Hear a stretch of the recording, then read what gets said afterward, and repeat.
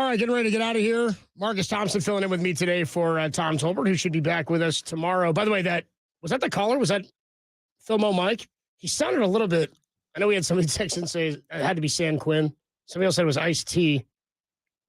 I was going to go with he sounded a lot like our 50 Cent rejoin. You have that one, Tim? You want to take that one up? The 50 Cent rejoin when he came on to cut a liner.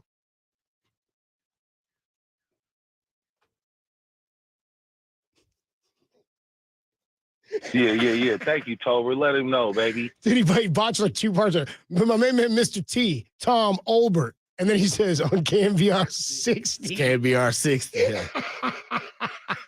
Yeah. 50 Cent. That's too good. It's your kid, 50 Cent. Y'all better be careful on that 50 Cent. Yeah, 50 Cent don't he'll pull on punches.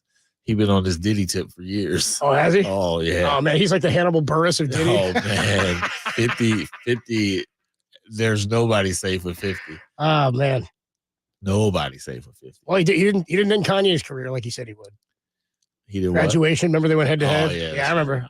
I remember which side I was on. Yeah. I won't say it publicly, but I do recall. What's up? Greg Silver's here. He'll be with you until the very end of the Dubs game when John Dickinson will take over for Dubs OT. And you'll also be here for that as well. What's going on, man? Not much. I took the under on all of Draymond's props. Jonte Murray advised me to do so. Nice. Sorry, Jonte Porter. I was thinking of Jonte Murray. DeJounte, future Warrior? Question mark? No, not happening. Not happening. It's a very reasonable mistake, though. Yeah. I felt it. I appreciate it. Copes, you've had a lot of different co-hosts filling in over the last week or two. I don't know. It's been musical chairs. Yeah, that's what happens. It's my man, Tom Olbert, Mr. T. Mr. T, Tom Olbert.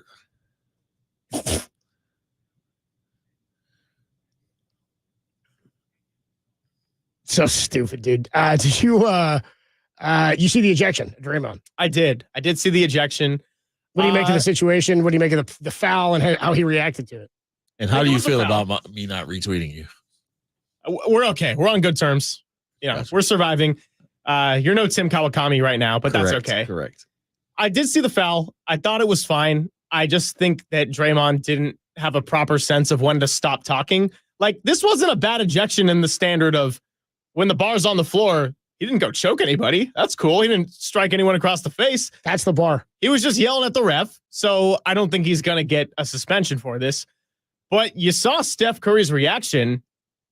Did not look very good. He's very emotional. Yeah. Very emotional. Like his face was in his jersey. His eyes were red. This was like he looked like he was very angry. This was like the NBA Steph Curry version of Florida Evans, right? When James died. Yeah. Dude, he's like red hot in his face. He looked like he was hot. Yeah. When he doubled over, you know what gets you every time? And whoever assistant coach was, I need to see it. But you can't do this to people. Whenever somebody's going through it and you come pat or rub them on the back, you bring the emotion out. You can't do that. You got to let them go. You ever be like, you fighting it, you tough it, and somebody come and be like, it's all right, man, you're done. Let it go, baby. Yeah, you're done. Yeah, you're done. So he's over there. He's fighting it. He's hanging. He's like bent over. And then here comes the pat on the back. And then, still got 44 and a half minutes to play, guys. Gotta let him go. Not for Draymond, you don't. By the way, as I said earlier, it's only his second quickest suspension or ejection this year, which is wild. Yeah, Minnesota. That was record time. That was a Gobert one, right? Where Clay gets into it, then Draymond just rings Rudy's neck out of nowhere. If they lose this game? I mean, if they lose this game, are you putting that on Draymond? Yeah. Why would I not? Well, I didn't know they were going to win. It's a road trip. It's a back-to-back. You need your veterans to lead, and you go out 2.5 minutes into the game. Like, I think Steph's reaction, there's got to be a good sense of fatigue in that. And your other guy is going to leave you behind. Good thing that Klay Thompson's been finding a shot and he's in a much better space.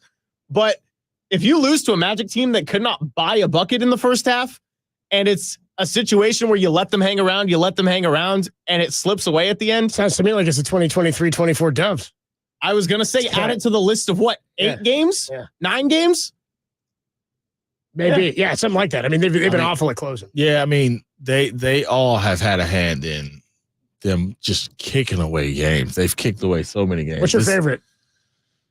Oh, man. What's your favorite game the Warriors kicked away? I really like the one that Sacramento game was crazy. Yeah. I mean, they're literally up. I got 2. Yeah. Steph, turnover, 3. Draymond, turnover, fall away. a Malik Monk game winner. Dude, that like, was such a dagger, dude. Yeah, it was And then I saw a quote yesterday. He's like, nobody wanted me. Now I'm a 6-man finalist. Like, I was like, hell yeah. I'm going to go with, I don't know if I want, which OKC game do I want to go with? The Chet Holmgren foul by definitely the one. Yeah, that's the one where Draymond fouls Chet. Yeah. And then in OT. No, the one, first they didn't execute the foul. The first one was when Andrew Wiggins, he hit the 3 over him. Andrew Wiggins missed the switch. Right. Open 3. And then what's the one where Shea blocks Steph and then just that was that same game. That's a sick one. I like that one. Yeah, that's my favorite. That's my favorite Dubs. I mean, the game was over at that point. Yeah. Well, at that point. Yeah. But to me, the OKC one was where Steph hits the game winner and you think it's over, and then Draymond fouls Chet. That was ridiculous. Like a 3. Yeah. Like it was a deal. Yeah, it was deep. He fouled. Steph was like, is he going to foul me or is he going to heave it? And, yeah, dude. He made them all. Yeah, they're going to lose this game. Yeah, probably. It's on Draymond. We'll have stuff to talk about tomorrow. Greg, have a good show, man. Appreciate you guys. What do you guys got going on? Just you and JD just hanging?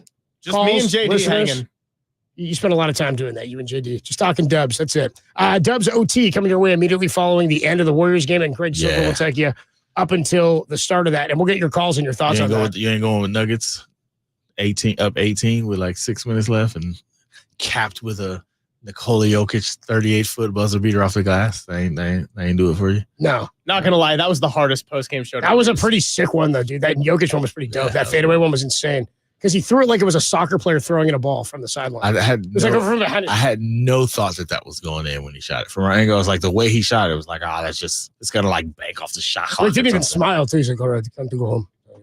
Done with basketball. Like, dude, part of the intrigue and appeal to me about Jokic and Luka is that both of them seem like they've got like 7 or 8 things that are their favorite behind or in front of basketball. But they're otherworldly good. Including like curling or something. Dude, right? So some ice sport, yeah. Boiling root vegetable, something like that. All right. Doesn't want to be the best player in the world. He just happens to be really good at basketball. He doesn't want to be famous. Tom's talking about him being like, man, he's up there near the greatest of all time at center. See what happens this postseason, because he may he's incredible. 3 straight MVPs. I mean, and we'll be, by the way, 6 straight years without an American-born MVP if Jokic wins it this year. It's all on Anthony Edwards, baby. Because Shea's Canadian.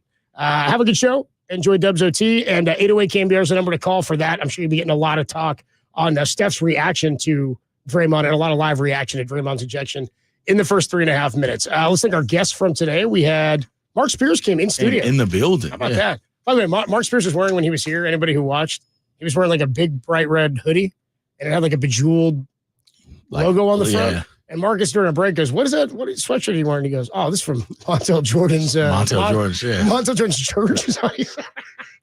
And he was like, I got to send you there. And you're like, all right, man, I don't know. You know how they start every service, right? Tell me. Go ahead. This is how we do. Thank you.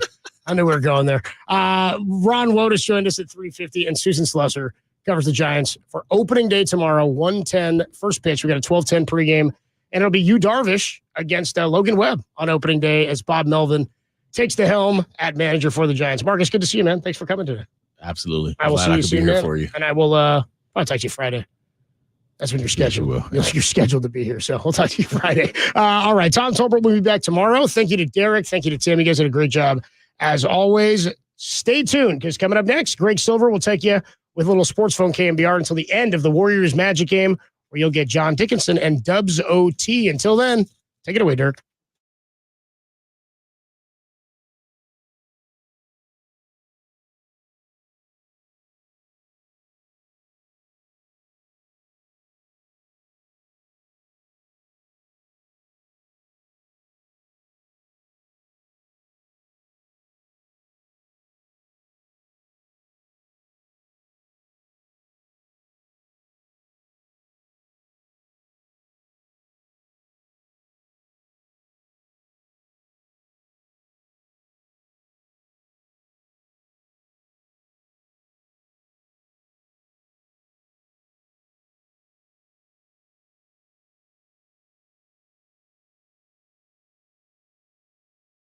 All righty.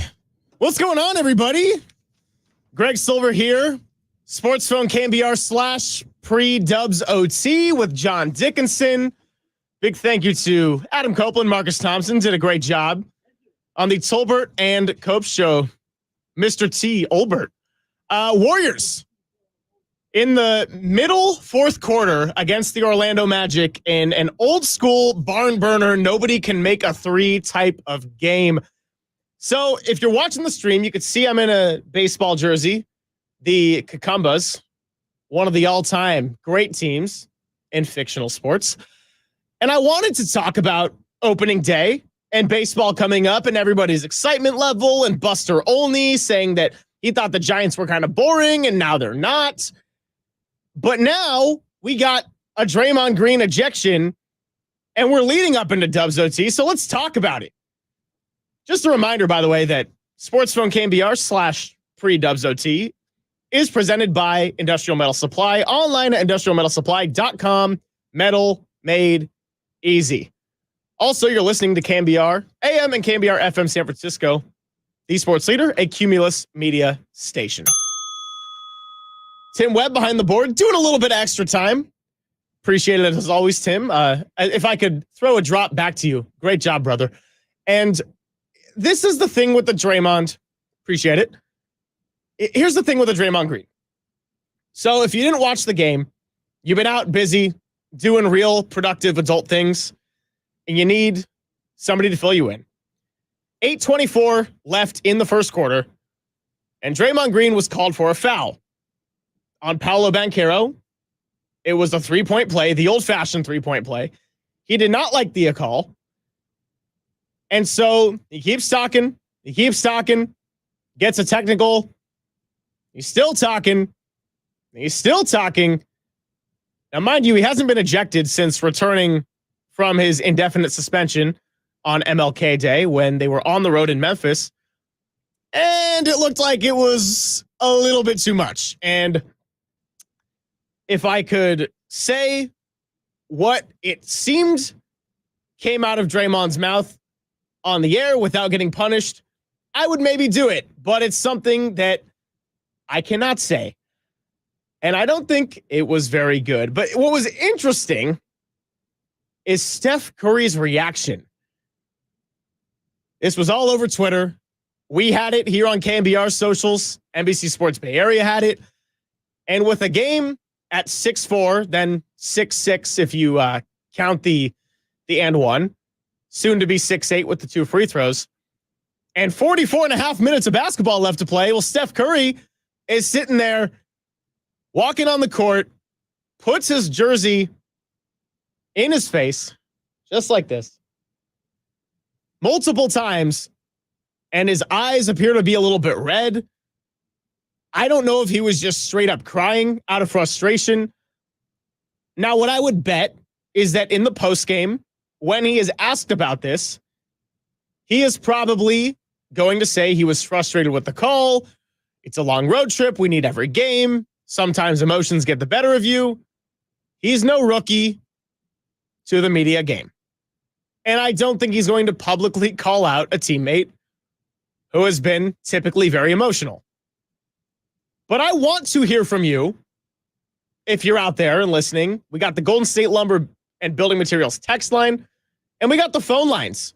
415-808-KNBR. That is 415-808-5627. Let's talk about it. And while I let these phone lines light up a little bit, we'll start with this. 2 technical fouls, 8:24 left in the first quarter. Game tied at 6-6. On one hand, this is not a complete catastrophe in the sense that you think this is a career-threatening ejection. Had he repeated what happened with Yusuf Nurkic and striking him across the face, or putting his arms in a chokehold around Rudy Gobert, well, that would be a problem. I think his career would be on the line, and it's safe to say that.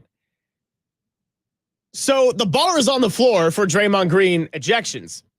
Now, on the other side, you're the 10th seed.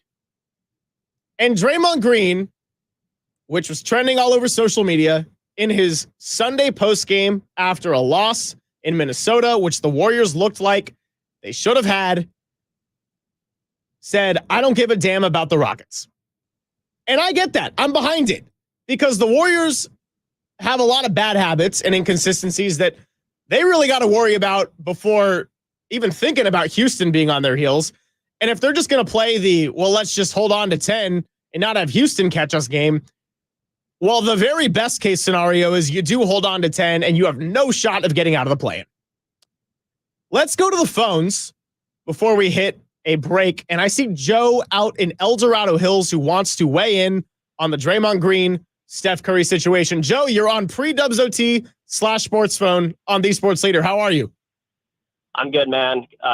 Just wanted to chat a little bit about this Draymond situation. And, I think it's time that Steph says, hey, look, this is my brother. He's going to be on this team. He's a leader on this team. We need him, but we need him on the court. And he knows that. And I think that's what he needs to say. And I know that, Kerr will probably say that, but he's got to be held accountable because this team is completely different without him, even though, they're playing decent, it looks like. So let me ask you a follow-up question, Joe, because I fully agree with what you're saying. I think that's a great insight, and I think that's a realistic insight that Steph Curry is going to stick up for having his brother and his guy out on the floor with him. He's not going to call him out and embarrass him and humiliate him publicly in the postgame. But the counterpoint to that is that a lot of people have understandably voiced their frustrations and said that no matter what, Draymond is not going to learn and he's not going to change because the organization has not held him accountable to the degree that they should, and they've enabled this kind of recurring behavior.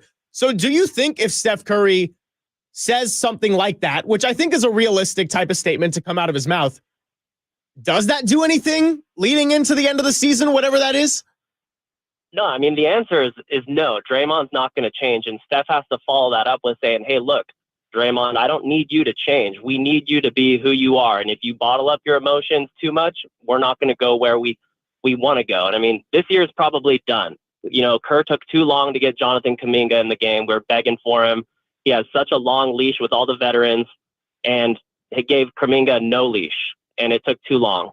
And this team is just, with Wiggins being gone again and just looking like a zombie out there, he's got to say this for next year because Draymond got his long-term deal. I mean, I guess it was only 3 years for $100 million, but we got Draymond for a couple more years. So yeah, it was four for 100. But interestingly, Joe, He did say on a podcast recently when he was asked how much longer he wants to play, he said 2 or 3 years. And, the short end of that, the math doesn't add up to the end of his contract. Right.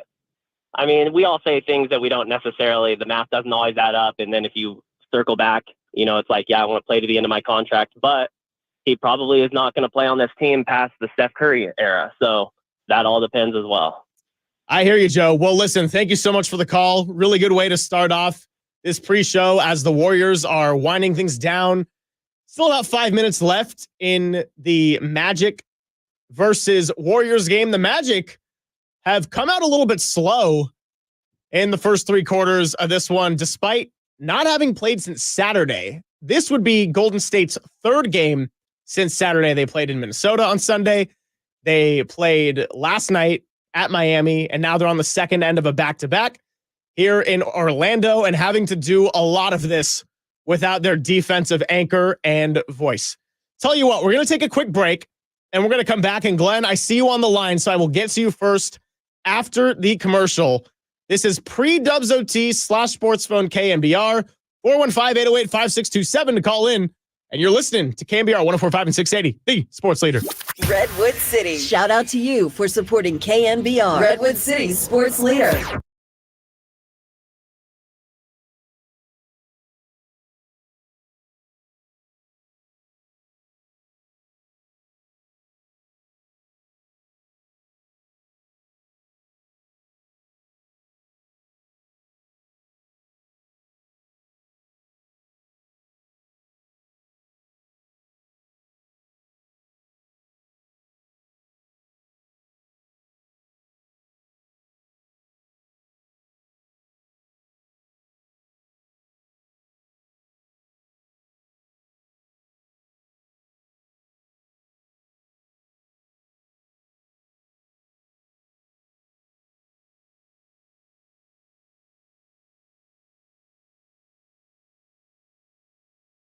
Buster Olney came by the morning show with Murph and Marcus to tell them why he thinks the Giants are fun after they used to be not so fun. More on that interview trending on KNBR.com and the KNBR app.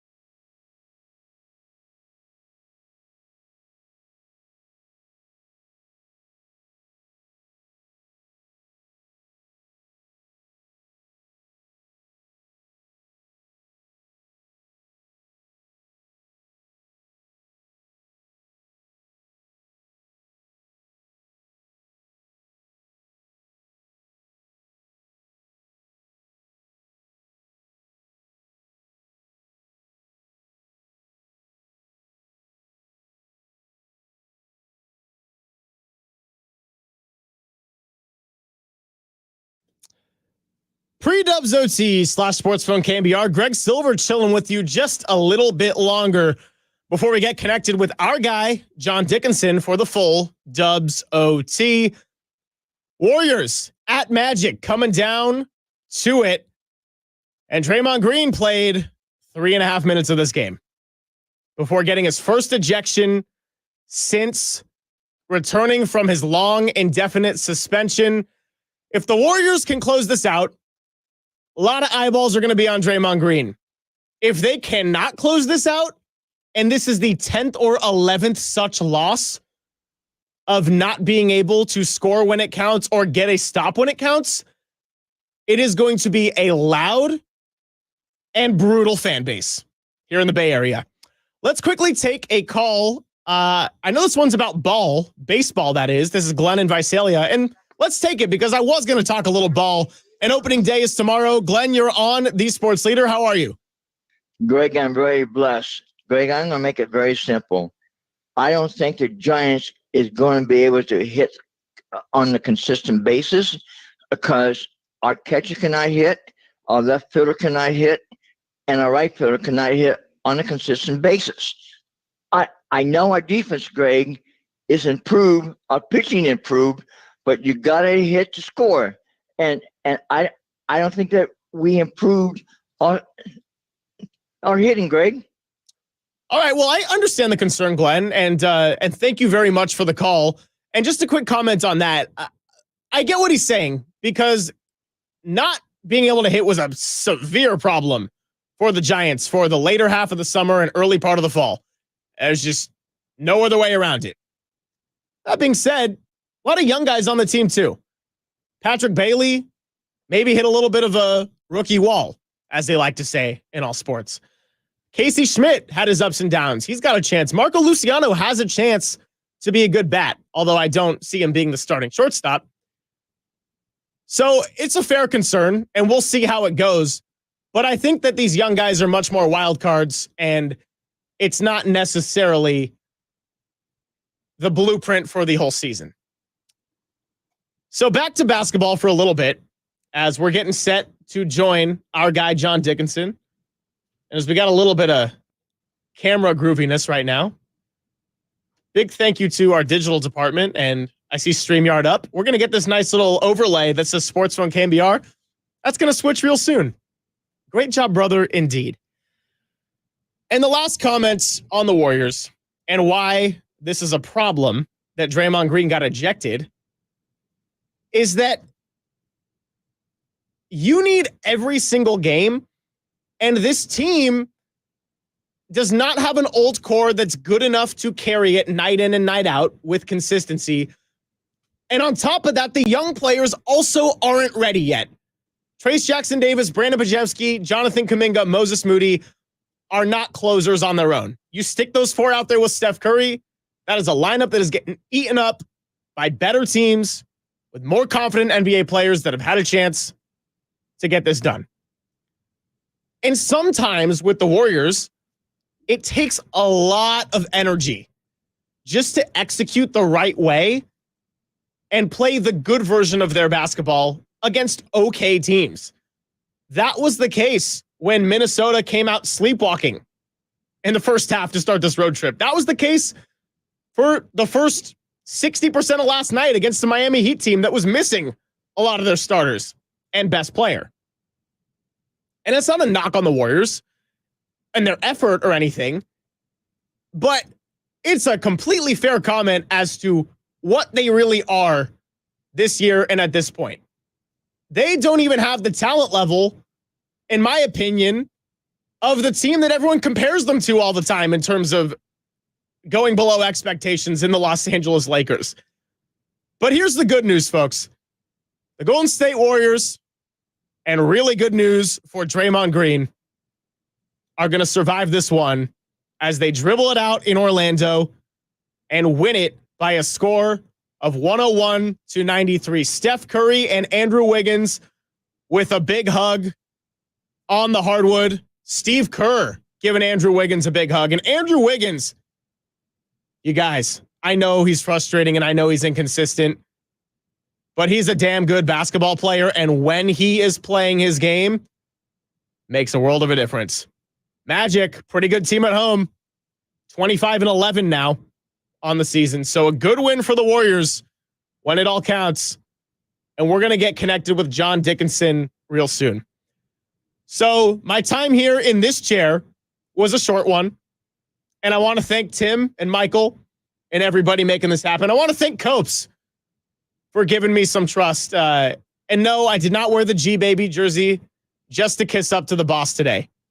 I'm off on opening day, so had to find a way to celebrate. But seriously, Adam Copeland, I really, really do appreciate everything you've done for me and done for our Warriors coverage to really bolster that. So on that note, we're going to take a short break. John Dickinson will be on soon. And I'm not going anywhere except for Behind the Glass with Dubs OT. This is Greg Silver, and this is KNBR 104.5 and 680, the Sports Leader.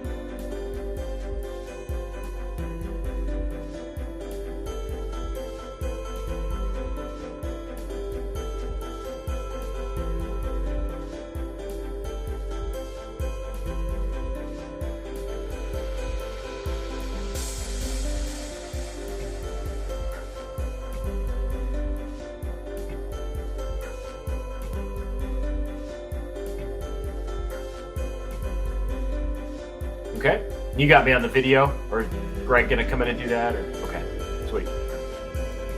Okay. Cool.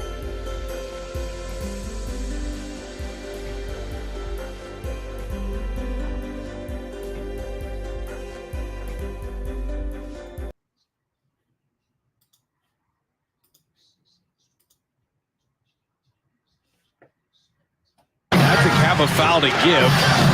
Steph for three. Got it! Put him to sleep. Night, the closer. Yeah, night from Steph and Curry. Warriors not using clock or anything. Steph just went right for the dagger and hit the shot, and the Warriors get the win in Orlando, closing out, I think, one of the more impressive victories for the Warriors this season when you look at the circumstances involved in this one. They outscore the Magic 29-27 in quarter number 4. They would lead at the end of the first quarter 27-11 after Draymond Green gets tossed within the first 4 minutes of this one and the second of a back-to-back. Warriors complete that sweep for the first time in 8 years. The Miami-Orlando double dip back-to-back as they get the job done there in Florida. And this confounding Warriors season continues with the Dubs playing so well away from Chase Center. And then when they come back to Chase Center, they just can't take any of that momentum forward. So a much-needed victory. And a much more meaningful victory, I think, tonight than even last night in Miami, where we talked about it on our late Dubs OT shows. We welcome you in here to Dubs OT with JT, John Dickinson, on KNBR, the sports leader. And, the Heat kind of did the Warriors a favor in the game last night. No Jimmy Butler, a bunch of their regulars out, and the Warriors were able to come through and handle business. And tonight, it was a little bit flipped. No Jonathan Kuminga. He pops up on the injury report with some knee soreness. And you're thinking, how are the Warriors going to deal with the Orlando Magic length and athleticism? And then Draymond, at the 8:24 mark of the first quarter, again, not even 4 minutes in, gets tossed by Ray Acosta. Back-to-back techs. Looked like it was going to calm down after he picked up the original tech. And I thought the officials gave Draymond a lot of leeway, but he just didn't stop, could not let it go. He ends up getting thrown out. Steph and Curry had a couple of fouls in the first 5 minutes of this one, but none of it mattered because the Warriors defensively got the job done. 14 straight misses for the Magic to close the first quarter. And they didn't hit a field goal over the final 8:24. Not a field goal made for Orlando the entire time after Draymond got himself thrown out. Can I have a name, please? 22, 0 for 8 from 3. I mean, imagine couldn't even get their free throws in this game. And so, yeah, you Stroke from Oakland. Let me just get our screener up real quick. And what do you want to talk about? Very nice road win in Orlando to get the road sweep over the Heat and the Magic and get to 2-1 on this road trip. 101-93 is the final. So 808 KNBR, the number to give me a call or shoot me a text. Greg Silver, we appreciate him as always. Bridging. Yeah. So stroke. I'm just going to warn you, since this is our Dubs OT show, we're going to just keep it to basketball for this. But we got all day tomorrow for Giants calls. How these to make games sure you are get going to shake okay? out come fourth quarter. But the Warriors with And more you said than Oakland? enough to earn themselves Okay, a awesome. victory. I'll put you on hold. This one again, as you listen to Dubs OT here on the Sports Leader, you can join the conversation. Appreciate everybody on YouTube and Twitch as well as folks continue to file in. We are live. All right, my friend, you good? KNBR Twitter stream I'm good, man. as well. All right, As dude. again, if you want to shoot us a text, Golden State Lumber and Building Materials, appreciate text it. line 415-808-5627. Again, 415-808-5627 to discuss this one. And it really looked like Appreciate you. night where a big part of the conversation is, well, Draymond let the team down again. Oh, hey, last question. Moment Which trending did you really play? Was it couldn't Buster afford to have only? Draymond Green let the team down Yeah. on this road trip. Forget about trying to move up. The Warriors at this point are just trying to hang on. And, Draymond, again, I thought was given a lot of rope by the official to be able to reel himself in and stay in the game. But, Draymond just lost it to the point that we really hadn't seen him lose it in a couple of months as he got tossed for the first time since the suspension of mid-December and on into January, and the incident with Yusuf Nurkic and the fourth ejection for Draymond on the season. As again, a lot of those early on, you go back to November and that homestand where the Warriors were just dreadful, the Cleveland game, Minnesota game, and then the game in December the 12th at Phoenix for the Yusuf Nurkic incident that found him basically out of commission for the next month. And so Draymond's been back. I know a big part of the emphasis as far as he went with, wanting to try to calm things down was more about the officials. That was a big part of the focus, was to try to tone. And I think for the most part, Draymond's done it. But tonight, there was something, again, I know a few people on social media had said there was a little bit of a history maybe between him and Acosta, the official there. But regardless, the Warriors tonight earned themselves a win, which I think does allow for Draymond Green to get a little bit of a mulligan to where everything we talk about for the next 2.5 hours tonight here on KNBR isn't Draymond let the team down again. Draymond burned the team again. And if you looked at Steph and Curry's reaction, by the way, I mean, Steph just buried his face in his jersey in the moment in which Draymond was thrown out of the game. Like, you're leaving this to me on the second of a back-to-back? Like, we're supposed to be riding through this storm together, and you're leaving this to me? And, I mean, at one point, Steve Kerr even had to come over and kind of cool Curry off. Who knows what Steph was saying inside the jersey there where nobody could read his lips. But, yeah, he was visibly frustrated, dejected, upset, basically, that Draymond couldn't hold it together and hang in the game. But when you lead at the end of the first quarter, 27-11, and you get a big fourth quarter from Andrew Wiggins, and you have a bunch of players step up, as Moses Moody did for the Warriors in this one with 12 points and a lot of impact.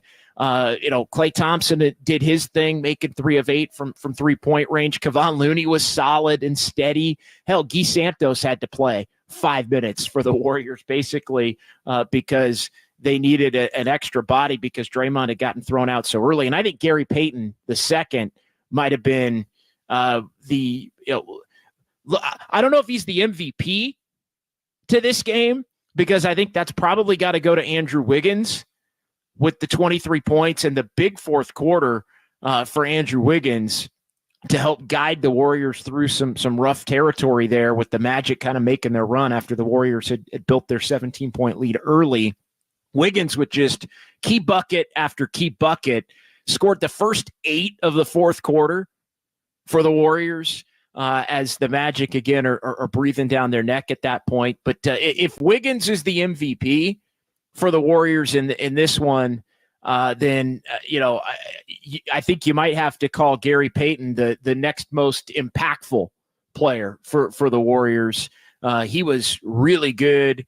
Cutting to the basket, getting layups, defending. Like, he's just the kind of player that's a really good matchup for the Orlando Magic. And look, I've said this a little bit over the last few days. Like, I don't think the Magic, for as athletic and long and tall as they are, and I know everybody worries about that, the Magic do have a tendency to not hit shots, and you can put some pressure on them defensively, and they just have nights where they don't shoot it well. And the Warriors, I thought, had the proper force and physicality in the game tonight, and the Magic were ice cold in that first quarter, and every time it felt like the Magic were coming, and hell, they cut it down to 1 there in the closing minutes. So the Warriors would have an answer, but it just felt like the Magic were going to take a bad shot or not be able to get a good shot, or even when they did get a good shot, not hit enough shots to where if the Warriors rebounded, they were going to be able to hang on and have enough down the stretch in this one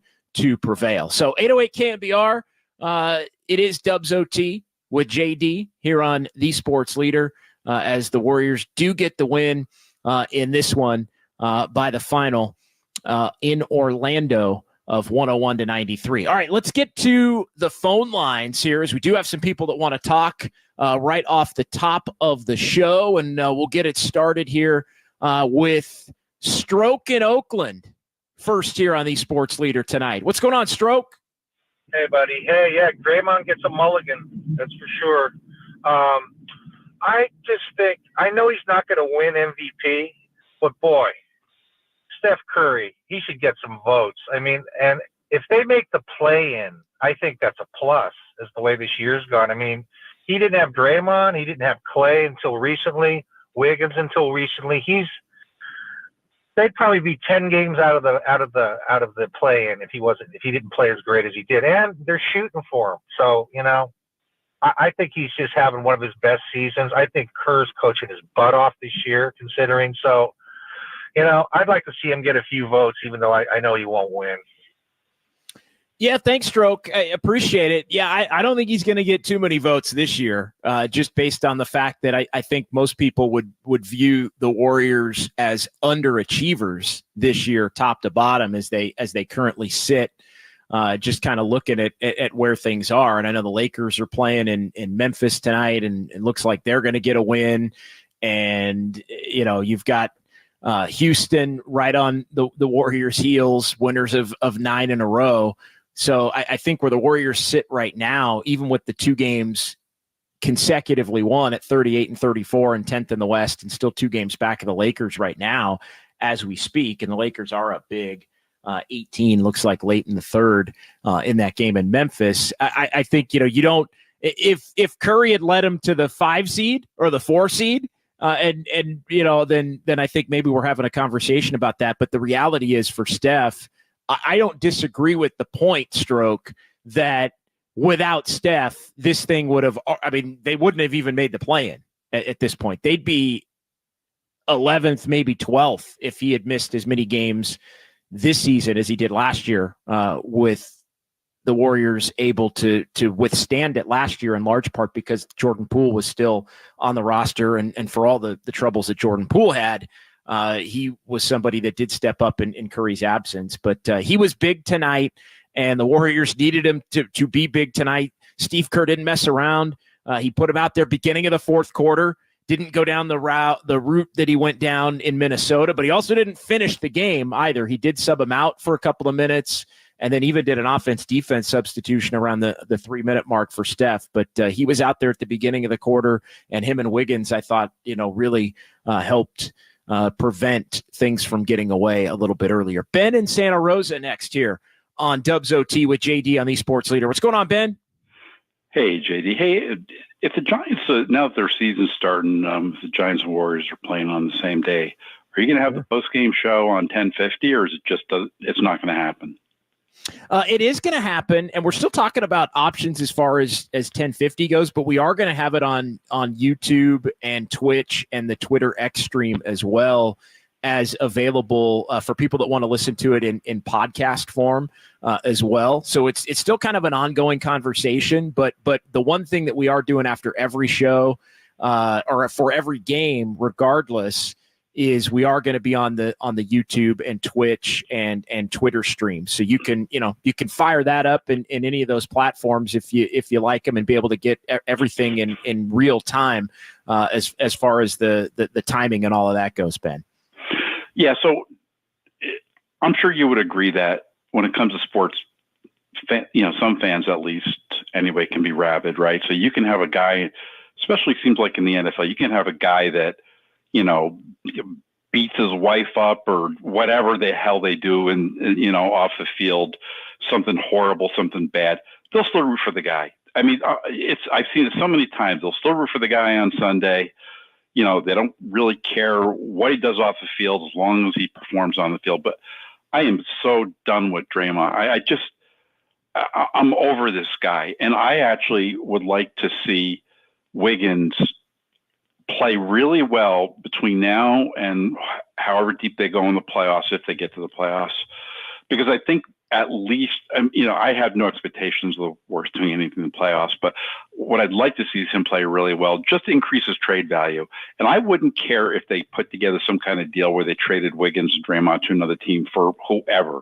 I'm not smart enough to know who that would be for, but I would have no problem with that. I'm going to speculate a little bit because that's what this is all about, right? Yeah, go for it. So my speculation is this. I think at some point after Draymond did his, month of therapy, which is that's going to cure a lifetime of behavior. I think at some point he'd had a conversation with Steph or maybe the team or maybe a group of, the other players on the team. And he said, hey, I'm going to make every effort to change. The counseling helped. I want to support this team. And because I've never seen Steph react the way he did tonight after Draymond got ousted. Yeah. And I think he's just done too. I really do. And he deserves better than this. So I'm hoping that at the end of the season, they get rid of him and Wiggins. I don't know what Wiggins' problems is off the court. I don't really care anymore. I think it's just, it's detrimental to the team. moving forward. And the only way really to give Steph a shot at winning another title is to just get rid of these guys, get in some other guys. I don't know who they would be. And hopefully just, give them another shot, maybe another one or two more years at winning a championship. So that's all I got freaking out, JD. Yeah, thanks, Ben. Appreciate you calling. Appreciate you listening, and glad you asked about what's going to be happening here on some of the nights with the Giants season. Obviously, getting started tomorrow afternoon down in San Diego, but we're going to be here, and we're going to do everything we can to let everybody know exactly just where and how on those nights where the Giants and the Warriors are both playing to get this program, because we really appreciate everybody who's been along for the ride here over the course of the last 4 months now, going back to the end of November when we got this thing rolling, and I joined the team here at KNBR. As far as Draymond goes, Ben, I think, nailed it as far as just the bigger picture theme. And I think, it is less heated maybe when the Warriors are able to find a way to get a win. But I think the point is valid with respect to the reaction from Curry. That's the most important thing of tonight. Like, Draymond lost his cool. I think, say what you want about the therapy or whatever the things that Draymond did. He has been on better behavior over the last 2.5 months. I mean, this is the first time. I think he's got a couple of texts, and this is the first time, obviously, he's been thrown out of a game since the incident with Nurkic. And so I do think, given the way things were trending for Draymond, this is still a positive. Like, he was in no way was he going to go, the rest of his career without mixing it up with an official and getting ejected from a game. But, I think, to this point, he has shown an ability to have it improve a little bit.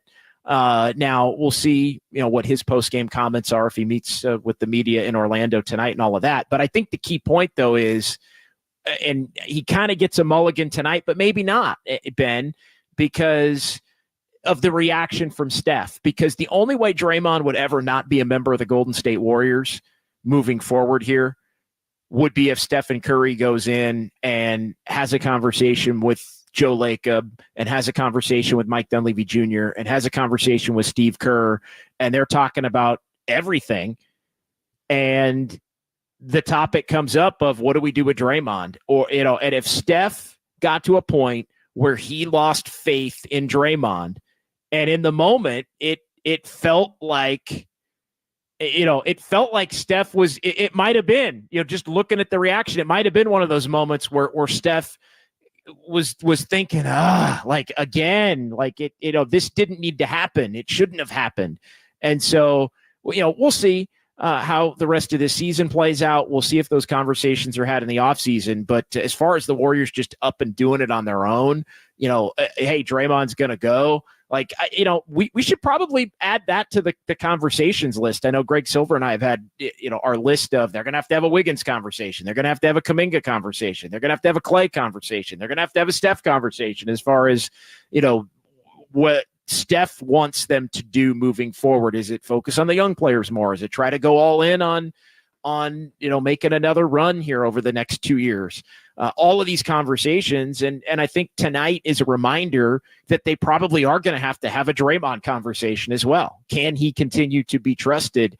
But the Steph reaction, again, I think a lot of it gets quelled by the fact that they won tonight, but the Steph reaction in the moment, it did make me think exactly what Ben said. Could this be some kind of almost a breaking point where, it's not going to happen obviously tonight or tomorrow or, between now and the end of the year, but maybe they have maybe the conversation is had about this thing reaching a tipping point with Draymond. That being said, though, I do think he's shown a lot of progress over the last 2.5 months. And I don't think we can discount that, but tonight, everybody else picked Draymond up. Andrew Wiggins, Moses Moody, Gary Payton II, specifically to allow for the Warriors to get a big road win and improve to 2-1 on this trip. 808 KNBR is the number. It is John Dickinson, Dubs OT, with JD here on the Sports Leader. As the phone lines are open, I appreciate those who are jumping in to the conversation here as folks file in on YouTube and Twitch and the Twitter X stream as well. Plenty of ways to watch and or listen to this program. The Warriors do get the win over the Magic, 101-93, as they jumped out to a 17-point lead. They led by 16 after one. They were up by 8 at the half.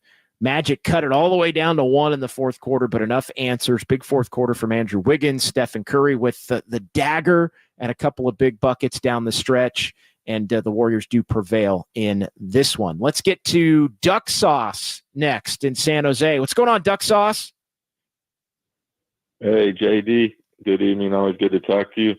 I apologize. I missed the first few minutes of the post game tonight, so if you touched on this, I do apologize. But one of the big things I noticed tonight to me is I don't know. He's either hurt or he's really fatigued, but I just don't think Steph's moving well. Like, he's getting no separation at all. I mean, he closed the game nicely, and it was good to see. But to me, he's just not moving well. I was curious what you thought about that. And my other takes were, it was nice to see Wiggins not only get 23, but there were points that mattered, and that was big. That was big. I like seeing the emotion from him tonight. I like seeing the emotion from Steph at the end of the night, because it showed how much it meant to them to gut out that win. And the last take, not to knock his rookie campaign. He's had a great rookie campaign, but every time I hear Fitz or someone get excited about Podziemski's running skyhook, it makes me cringe. And to me, that's just, instead of being excited about it, it tells me he's not athletic enough to get his shot off. I'm tired of seeing it. I don't care if it goes in or not. Those are my takes. Thanks, JD. Have a good night, buddy. Yeah, appreciate it, Duck Sauce. And no, we'll get to a few of the things there. No, Steph, let's just start with that, because I hadn't really had too many Steph comments other than, the night bucket and the fact that he started the fourth quarter, yet didn't play all of it. Steve got him a couple of minute rest, which, by the way, the Warriors were even in the couple minutes that Steve was able to rest him. 7:49 to the 5:43 mark.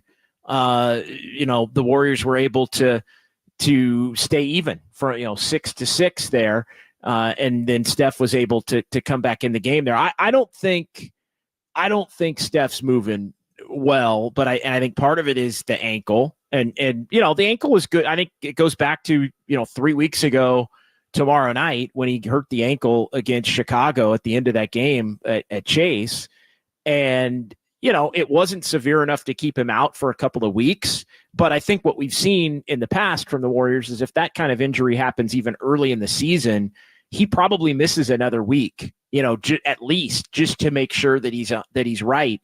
I think Steph pushed to play because he knew that this team wasn't going to be able to hang in without him for very long. And so, I think he's less than 100, good enough to play, but less than 100. And then the other part of it is it's just the schedule. And I harped on this a lot before this stretch started back on the 16th. When the Warriors took on the Lakers in LA, every other day with 3 back-to-backs over the final 30 days of the regular season. And the Warriors are basically 11 or 12 days into that stretch right now. And, I think it's taken a toll on everybody from a physical standpoint, the veteran players especially. And I think, Steph right at the top of the list, because he's always the focal point of the opposition's defensive game plan and all of that. So no, I think, you look at Steph, he's 36.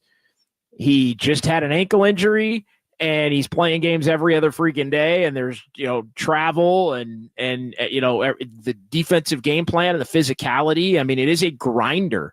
Just look at some of the teams the Warriors have played over this stretch. The Lakers grind you physically. At least they grind Steph physically. They played the Knicks, who grind everybody. Then they play a team like Memphis, who's not talented but grind. Then it's Indiana, who's the opposite of grind. Indiana they're just going to run by you, and ran by the Warriors and ran by Steph. So they grind you in a different way, right? By blowing by you. And then, you continue moving forward, and Minnesota, physically imposing and challenging team. Miami, physically imposing and team. Orlando, the same thing. Youth, and the one thing Orlando does is defense, right? They're not a great offensive team, but defensively, they really hammer you. And so with length and physicality and quickness and all of those things. So these games are no picnic. I think the Warriors do get a little breather from that, maybe with Charlotte and San Antonio, the next two. And I think that's the huge part of the wins in Florida for the Warriors is now this has an opportunity again to turn into maybe a 4-game winning streak and a 4-1 trip before they come home when things look so bleak a couple of days ago in Minnesota. So 808 KNBR is the number. Greg says we have to pause here. So we're going to go ahead and pause here, even with Drew Down and Mark and Dan. Drew Down, Mark, Dan, hold the line. I'm coming to you guys right out of the chute. As the Warriors get the win, we want to hear from you. 808 KNBR. It is 415-808-5627. Your calls coming up next as the Warriors get the win 101-93 in Orlando. It's KNBR 104.5 and 680, the sports leader. I don't give a damn about the Rockets.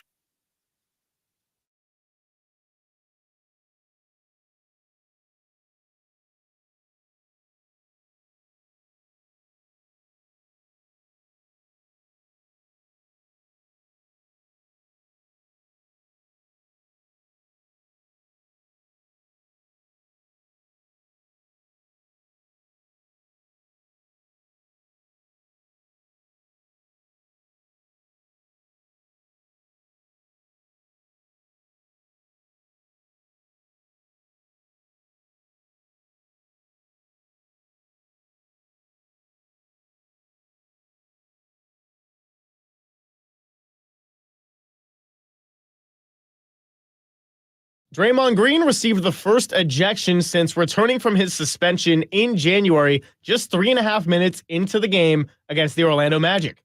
John Dickinson is going to break it all down on Dubs OT. More on that story trending on KNBR.com and the KNBR app.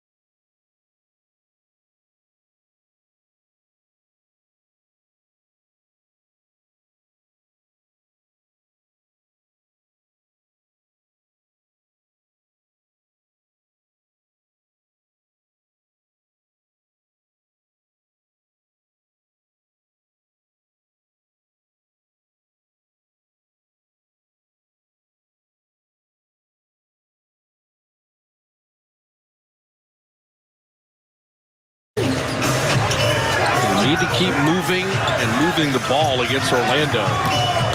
Clay on the shot blocker. Shot clock at 3. Knocked away. Goes to Clay. And that's just how you run it. Nothing going, nothing going, nothing going. Hit a 3. That's been a formula for success for about a decade for the Golden State Warriors. I kid, because they've been obviously one of the best ball moving and shooting and personnel moving ball movement, player movement, shooting, skilled passing teams of all time when they've been right. But here's the dirty little secret. The Warriors have also been excellent at shot clock running down, no action, hit a dagger shot and win that way. And sometimes you got to do that. That's how you win championships. And the Warriors able to, do that a number of different times. So we welcome you back. It's Dubs OT with JD here on KNBR, the sports leader. 808 KNBR, the number as promised. Let's get back to the phones and get to the people here. And we start with Drew Down in Tracy this segment, top of the 7 o'clock hour on the sports leader. Hey, Drew Down. Hey, what's going on, JD? I just had a couple comments. The first caller was talking about a Draymond mulligan. I feel like Draymond's had more lives than a cat. I don't know about a mulligan. He's had chances after chances, so I don't want to overreact to that. But just to get kicked out, I mean, I logged out of work at 4:30. I look at the box score and I don't see him on the court. I didn't think nothing of it. I logged on Twitter and ejected 4 minutes into the game. I was on hold longer than Draymond played the game. So that there's no excuse. It wasn't like there was a tussle, nothing. I mean, he just kept talking, couldn't shut up. And it seemed like he almost wanted to get kicked out. He just kept talking and then just kind of walked straight to the locker room. So that was just in a game that we really needed for him to get kicked out 4 minutes into the game. There's just no excuse for that. And Curry, I've never seen Curry like that. He looked distraught.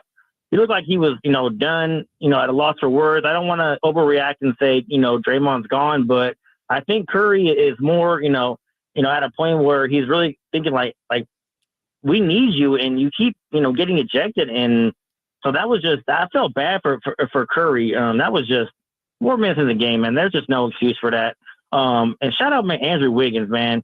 That's the dude we need. That's the kind of energy that in the fourth quarter, the way he was aggressive, driving, gave Curry, Curry, he can't do it all every single night. He needs other guys to step up. So without Draymond, without Kuminga tonight, for Wiggins to have that kind of performance in the fourth quarter, man, shout out Andrew Wiggins. I hope he can, keep that aggression and challenge. And like, we need that, we need him to be, I felt like coming into the season, we needed him to be the number 2.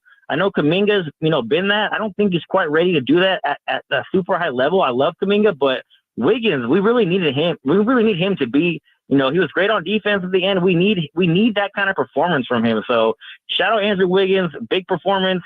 A lot of ancillary pieces kicked in tonight. GP2, Moody. I thought Trey Jackson-Davis was great tonight. Clay made shots. A lot of guys just chipped in. So just ugly win, but they got it done. My final thought is Steph Curry, night. Thanks, JD. Yeah, appreciate it, Drew Dan. Yeah, definitely night at the end. In fairness to the caller, I mean, I was the one that said, I guess Draymond gets a mulligan tonight because they won. And I will stand by that.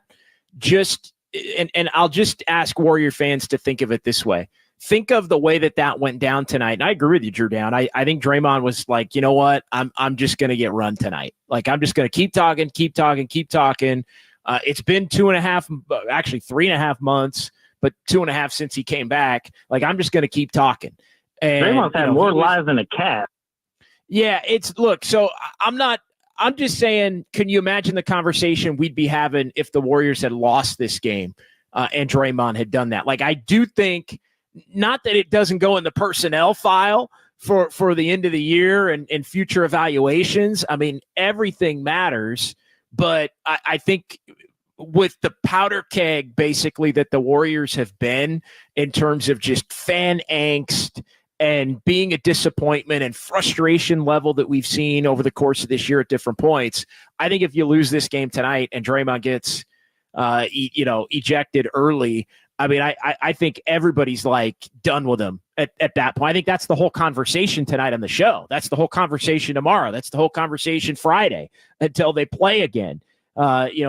So I do think some of it gets tamped down a little bit by virtue of them coming back and winning the game without him. But Steph's reaction, I do think, was telling because he's never reacted that way visibly before. And he's always been the guy, despite some of the issues, he's always been the guy that has been, he's been one of the people that have said, we need Draymond. We need Draymond. We need him to be available, but we need him. Mark is next here on the phone lines in Millbrae on the Sports Leader. What's going on tonight, Mark? Hey, what's up, man? Huge win tonight. Very impressive. This Warrior team, once again, so difficult to figure out.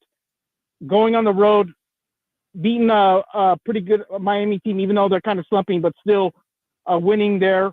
And then even tougher, Orlando is a top 5 team, and I think they're one of the best defensive teams in the league. Without Kuminga, to pull that out of Draymond obviously gets ejected. I'm glad the Warriors won, so we didn't have to talk about that ad nauseum. We get to actually talk about the Warriors getting a huge win despite the nonsense he pulled again. But Wiggins, finally, man, that's what we need out of him. He's got to be that X factor. He finally showed out. That was huge. That was the difference in the game. Him in that beginning of that fourth quarter, that huge run out of 14 points.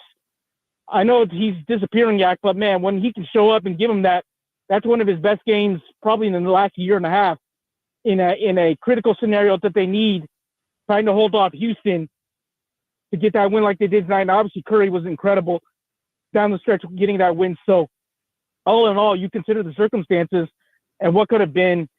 They get two big-time road wins now, and with a chance to just beat a bad Orlando team, or excuse me, a bad Charlotte team, and finishes good strong. So as bleak as it looked after losing to the Wolves, now to follow up and get a chance, I'm assuming they're going to take care of business over the next 2 games. I mean, Charlotte's incredibly bad in Spurs. I'm sure it won't be as easy as you think, Mark, but the one thing that they have shown is on the road, they do typically handle business on the road. And so exactly. I think now if these games were coming up at home, flip a coin.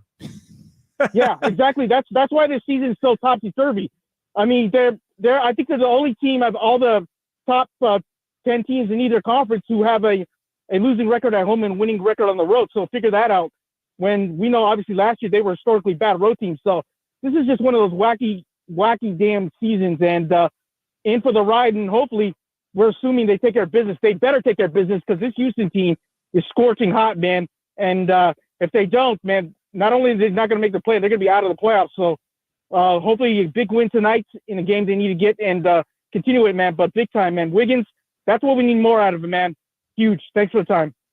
Yeah, appreciate it, Mark. Mark and Millbrae checking in. 808 KNBR is the phone number. It is Dubs OT with JD here on the Sports Leader. 415-808-5627 to give us a call or shoot us a text. We can get to some texts on the Golden State Lumber and Building Materials text line here as well. We'll dig into the YouTube chat. We've got a question of the night coming up here. Wild finish in Philadelphia between the Clippers and the Sixers. Kawhi Leonard with a huge block. The Clippers denied the Sixers a couple of times in the closing seconds after Kawhi went down and I believe had the game-winning bucket as well on the other end. And Houston and Oklahoma City quickly here just to keep everybody updated on what's going on there.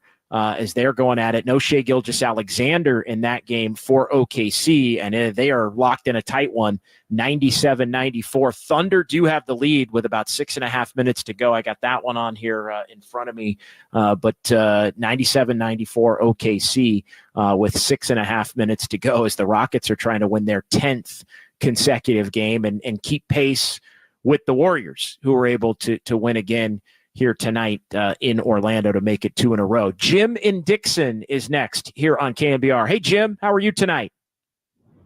Hey, doing well, JD. How about yourself? I'm doing well, my man. What's on your mind? Well, I got 3 little items I'd like to hear your thoughts on. The first one, I believe the fatigue is a real deal, especially with Steph. If you look at during this last decade plus of these deep playoff runs, those finals runs, how many more games did he play above and beyond a regular season? Is it a seasons and a half? Is it 2 seasons worth of games that he played above and beyond? That's one. Two, why is Looney riding the pine so much? Is there something else going on with him that we don't know about? Here was our Cal Ripken the last couple of years of basketball that just didn't miss games. He was in there every night banging with the big guys. And then third, I think it's time for Wiggins and Draymond. I think it's one of your earlier callers talked about these two guys maybe hitting the road. We need a real big man in the middle. We don't have a big, and I think we're hurting on that. And I'll give you a fourth thing just real quick. The tale of 2 seasons. Last year, we couldn't win on the road. We won all these home games. This year, it's just the absolute opposite. So sorry to give you 4 things there, but I'd like to hear your thoughts on those. Yeah, the fatigue thing is real. I was making notes as we went here, and thank you for the call. Really appreciate it. 808 KNBR, if you want to jump in. We do have a couple of lines open as we kind of clear the board there with some calls here to begin this segment, as it is Dubs OT with JD here on the Sports Leader. Appreciate everybody on YouTube and Twitch as well. We will get into the YouTube comments. Love doing that.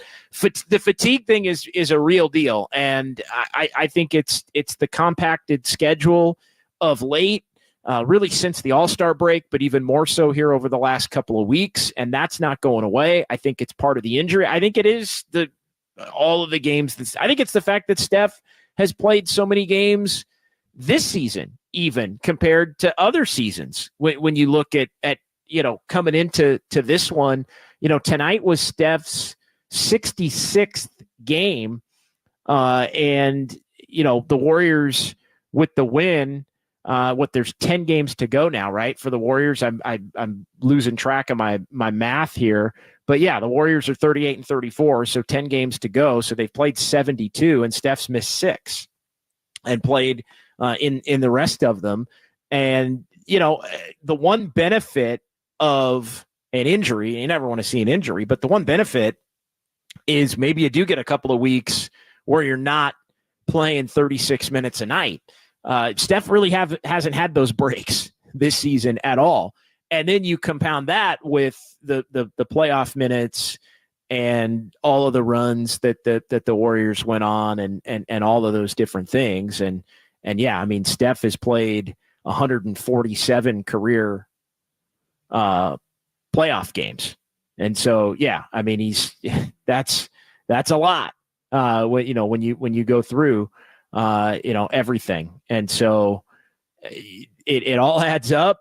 And I think the Warriors have done about as well as any franchise possibly could, I think, to be able to, keep him as rested as possible. I think the Kevin Durant years really did that too, because the Warriors, knew that they could sort of stick to their minutes plan with him and that they would keep him fresh, but they aren't good enough to be able to afford to do that.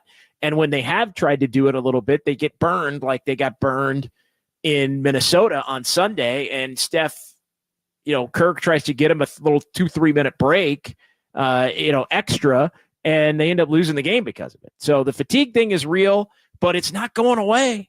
As far as some of the other things, our second vote of the night for maybe something needs to be done with Wiggins and Draymond. Look, that's kind of an off-season conversation, and I really, because of the connection with Steph, had put, it kind of kept Draymond out of that, and because I think Draymond's been on good behavior and been an impactful player for the Warriors really over the last 2.5 months since he's come back.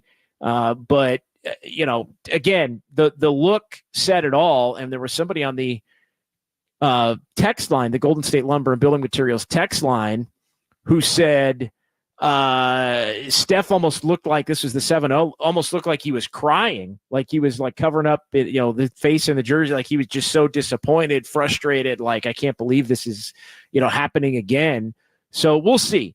Again, with the frustration level and the angst around the Warriors constantly, from the fan base to social media to the media to everything that goes along with being as great as the Warriors have been here over the last decade, the Warriors winning this game tonight does make it easier to move on, I think, without a doubt, as far as, from, Draymond losing his cool and mixing it up with the official and getting himself run 3 minutes into the game. You win the game, you go, all right, that was, unacceptable. And again, it doesn't change the conversation. It was unacceptable, especially because it wasn't, the officials gave him leeway. Like I was having a conversation with a Warrior fan who was saying, JD, the officials, like they how could they run him so quickly? I'm thinking, run him so quickly. Like they let him talk and talk and talk and talk and talk and talk and talk after the technical. And then he still would not shut up. And so, at that end, there was some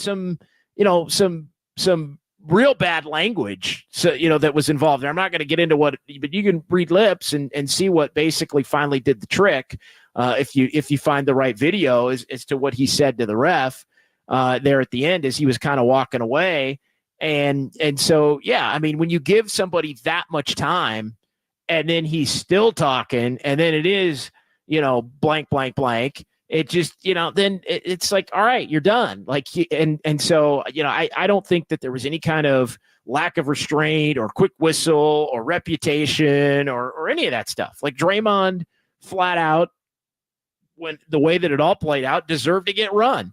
And in a back-to-back in a game the Warriors need to have, because they need to have every game, for him to do that tonight is unacceptable. All that being said, imagine if they had lost. Imagine if they had lost. And they didn't. And so I do think it makes it easier to say, yeah, all right, Draymond screwed up. Wasn't even in the top 15, probably, of the worst transgressions of his career. And you move on to Charlotte and you try to get your third win in a row and you try to keep Houston off your back and you try to, move forward in that vein. And yeah, it looked like, I guess, Steph and Draymond were hugging it out after the game as well. I mean, Steph knows he can be disappointed in the moment, but again, are they hugging it out if the Warriors lose by 20 tonight and look like the type of team that really could have used Draymond Green down the stretch in that game? I think, again, like I've said a few times already, we'd be having a little bit of a different conversation. 510, Golden State Lumber and Building Materials text line. I believe in Draymond. The call against him was BS, and the ref had rabbit ears. That's from Rich in the 510. The call against him may have been BS, and the ref may have had rabbit ears. He got a tech, but once you get a tech, you got to stop. Once you get one, you have to stop. It is on you at the moment in which you get the first technical. That's the part that I think is indefensible. And again, when you watch it play out, he kept talking and kept talking and kept talking and got a few. He got a few in there at the end, which I think was really really ugly. All right, let's bring in Greg Silver here in our San Francisco studios. Warriors did get the win tonight. I know I've mentioned that a few times, but without the score, 101-93, the final.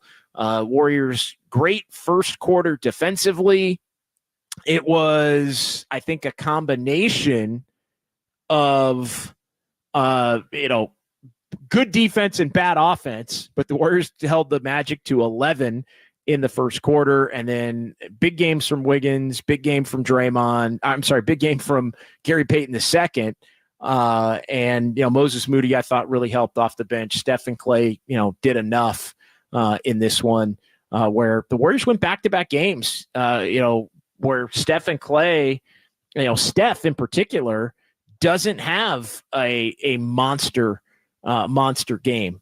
So, yeah. All in all, a good couple of nights for the Warriors on the road, which is not, Greg, something that's all that new. Everything counts. That is just the way it's shaken out here in March, whether you like it or not. Yeah, what's up, everybody? I was getting appropriately roasted early in the stream for my laptop mic being on, and apologies for that. We're still working on the studio camera, getting all fixed, but we're in this together. And then I was also getting some love for the jersey in the spirit of baseball season. So appreciate everybody. And if you were here on the pregame show, I really appreciate you all too. I know Rockin' New Era was someone that was hanging out early around 6. So yeah. And I see CA wants to hear some thoughts on tonight's win. And thought number one is Stephen Curry, like, you got to appreciate it even in a disappointing season where you might get bounced out of the playoffs. I mean, still never, ever, ever take what he does for granted. I did not mince words about the Draymond Green ejection early on. I mean, I don't think that it was anything suspendable or anything career threatening, because he's had some where the bar is really on the floor for the standard of an ejection, but it did seem a little bit like he just had no control of knowing when to stop and like he wanted to get run out of the building. And Steph's reaction, we never really see anything like that. And we're not going to hear Steph Curry say anything too disparaging in the postgame. He's not going to humiliate his teammate and his brother and his defensive anchor and guy. That's not going to happen. But I kind of like what Drew Down said about Draymond having more lives than a cat. Like, the Warriors have given him a lot of leeway, and I get it that he really does things for this team that nobody else can do. But if you're just a neutral fan or you're a fan of another team, how do you not get driven crazy by this guy? I mean, even though it was just I'm going to talk to the ref and get kicked out of the game that way, to have your star player, like, that just looked like an outpouring of emotion and fatigue. And this wasn't with 4 minutes to go in the fourth quarter. This was with 44 and a half minutes left to play. So that was a little striking to me. Had a tweet about it that strangely got a lot of traction. I joked that, like, my least creative tweet ever did well, whereas sometimes I'll be funny and nobody sees it. The sad world of social media. But I digress on all of that. That's just kind of my first impression on the night. And hey, good for them to win one. I mean, got to take what you can get. A lot of people showed up tonight. Really proud of Wiggins, man. Like, unbelievable performance from him. And if he can be very solid and then make timely plays, that's about what you were getting in 2022, to be honest. It was generally really solid two-way Wiggs and a lot of timely plays. And that was enough to be the number 2 on a championship team. Yeah, I mean, it was just spectacular. And you look at the fourth quarter, he ends up with 13 in the fourth quarter and 16 in the second half overall. And so, yeah, you need that kind of night from Wiggins. But it was that top of the fourth quarter, really, where he scored the first 8 for the Warriors and hit a couple of threes. And, he was just active. He was rebounding. It was just, he was getting into the paint. Like, Wiggins really helped them in moments where they needed it. And yeah, not having Draymond as part of that, not having Kuminga as part of that. Like, you need some scoring, and Wiggins had the dog in him tonight. And, there are times where he just looks bouncier than other games. And, tonight it was on a night he played the whole fourth quarter, all 12 minutes for Andrew Wiggins, and 13 points in the fourth and 2 of 3 from 3. And the Warriors needed all of that to be able to earn themselves the victory. 13 to the Warriors, 29 in that quarter. And a couple of big buckets from Steph, the night 3. It was GP2 had a couple of layups as well that were big. And so, you add it all up, and it's about finding ways to offset, basically not having 2 starters in this one in Kuminga and Draymond Green.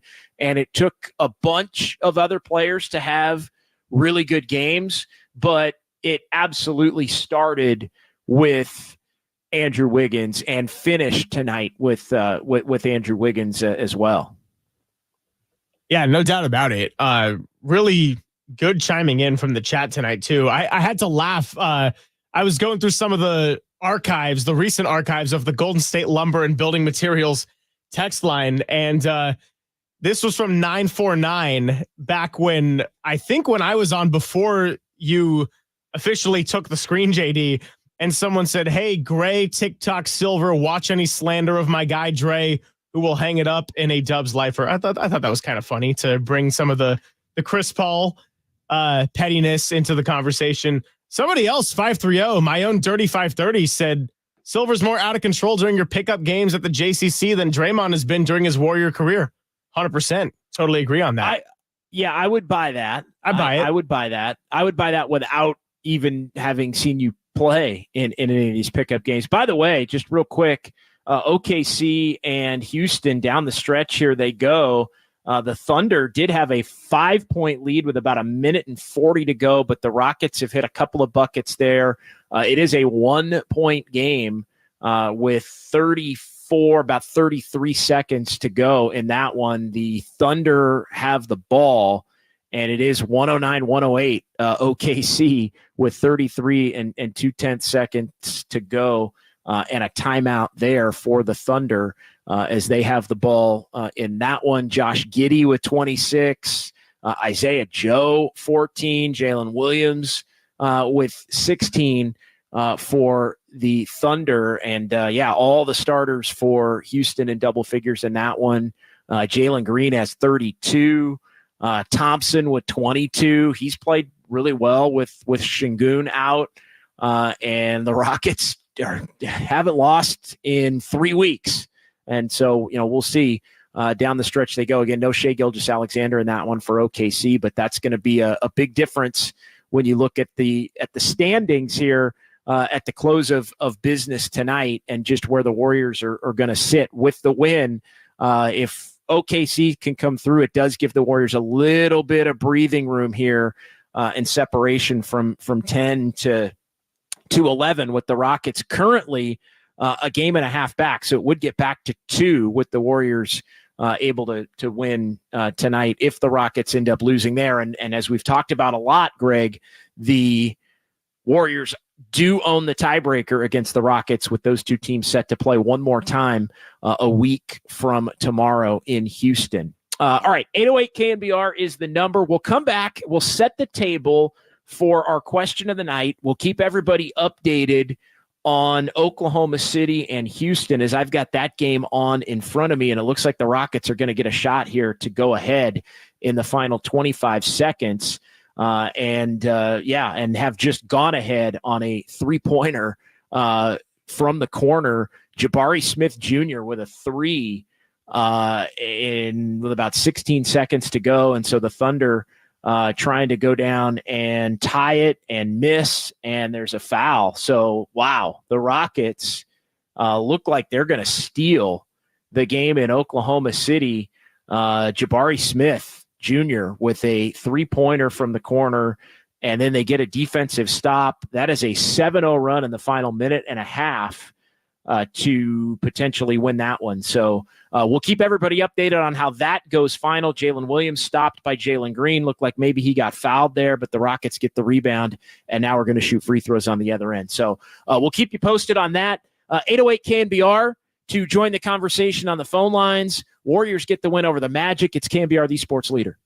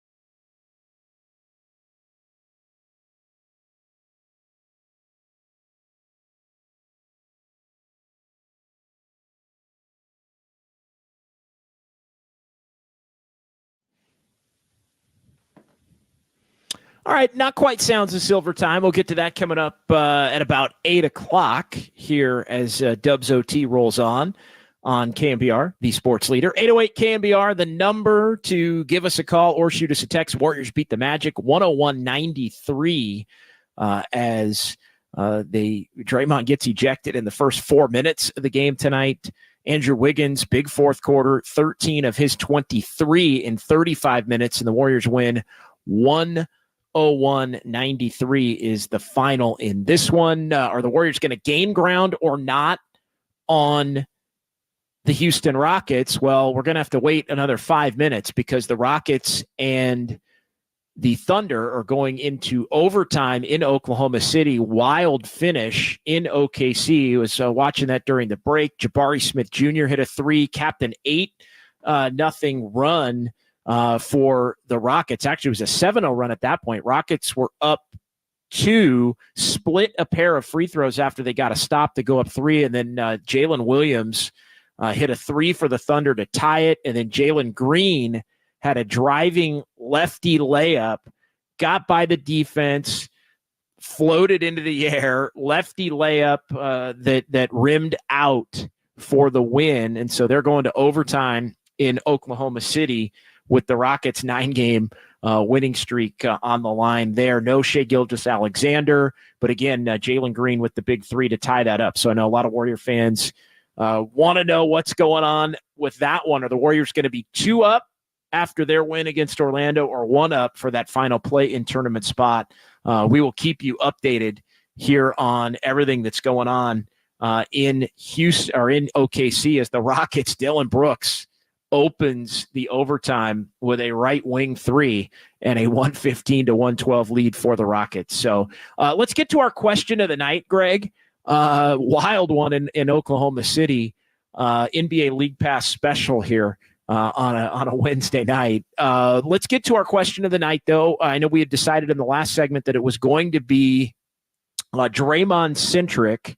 And with this latest incident, how have we decided to phrase the question, Greg? Well, our question of the night tonight, I think we're just going to say, so Draymond, ... because if you watched the game or you got caught up, you sort of know what happened. I think we have 3 options we can go for, and we're going to play the extremes tonight because why not do it when you got us for another hour and a half?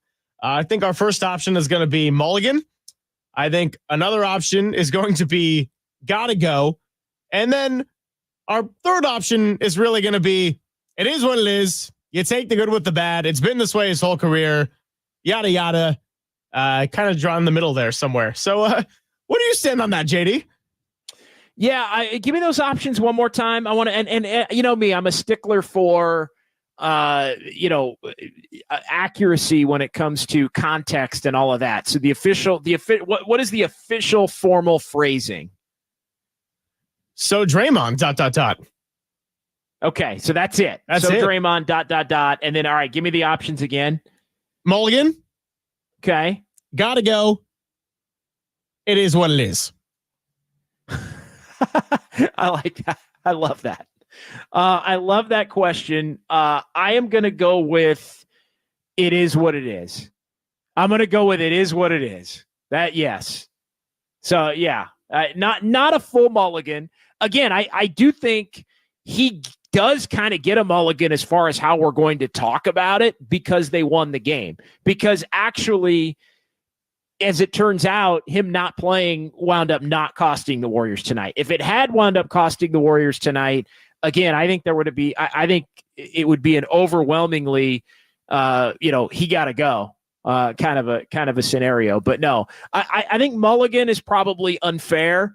But I think he got to go. Yeah, I'm adding mulligan, comma, eat the W as the option on X/Threads. Yeah, no, I like that. I absolutely like that. So yeah, that's our Dubs OT question of the night here tonight. How are you rolling in this one? Yeah, I'm on it is what it is as well. I'd say it is what it is, leaning slightly toward the side of gotta go, but I don't really want to actually see him gone. I mean, I lean closer to that than I do. It's mulligan, it's fine. Like, what have we watched for the last 2 years then? But at the same time, it's like, I don't know, how much longer is he going to play? Maximum 3 years was what's left on his contract. I don't know if he's going to be playing past that. Hard to see a world in which he wants to play if Steph isn't playing anymore. So I think you just kind of got to take the good with the bad. He makes unbelievable plays. He gives you unbelievable content, and he drives you crazy. Like, you know, what's really different? You know, I mean, as far as tonight goes, I think that as Steve Kerr and media and his teammates and even Draymond himself have said, some of these ejections and suspensions, like from punching Jordan Poole to striking Nurkic across the face and choking Rudy Gobert, that's a different level than some of the past ejections he's gotten where he just has been really emotional and yelled at referees or gotten in somebody's faces. As far as tonight specifically, what's really different than how it's been his whole career other than it's just piled up? Yeah, no, I think that's what it is. I mean, and I'll even say it this way. If this incident tonight had happened within, let's say, the first month and a half, like that he had been back, then I think we're probably month and a half. Then I think we're having a different conversation even at that point about, if this happens, if he comes back and like gets kicked out within a couple of weeks of coming back, then it's like, all right, same old Draymond. Like at some point, you just have to accept the fact that, Draymond's going to get kicked out of a couple of games a year. Like that's just the reality. And, I thought, the circumstances in which he got kicked out so early in the game when he was given so much leeway, I think that's the most unfortunate part of it. Like, hey, a game you really need. It's early. It's the second of a back-to-back. You don't have Kuminga, and you basically just lose yourself to the point where you're like, you know what? My beef with this ref is more important than everything else going on. Like that's the worst, worst case scenario to it, on top of obviously everything else that he's had throughout the course of his career. So I think, that's the worst part of it. But I think, this also isn't among, as I mentioned in the last segment, I mean, where does tonight rank even on, this season, right? Like, I don't know. I just don't think I think it ranks pretty much at the bottom, but the problem is you got to take it stacked on top of everything else, which is a lot heavier, right? Yeah. And no, look, prior acts are part of this. I mean, for the league, for the Warriors, potentially for Steph. I mean, there's no way in hell Steph has the reaction that Steph had if it wasn't, if there weren't all these other, prior acts that were involved in that. And look, I do think Steph's reaction was basically like, really, dude, again? Like, I'm grinding, I'm banged up, I'm tired, I'm playing my ass off second of the back-to-back.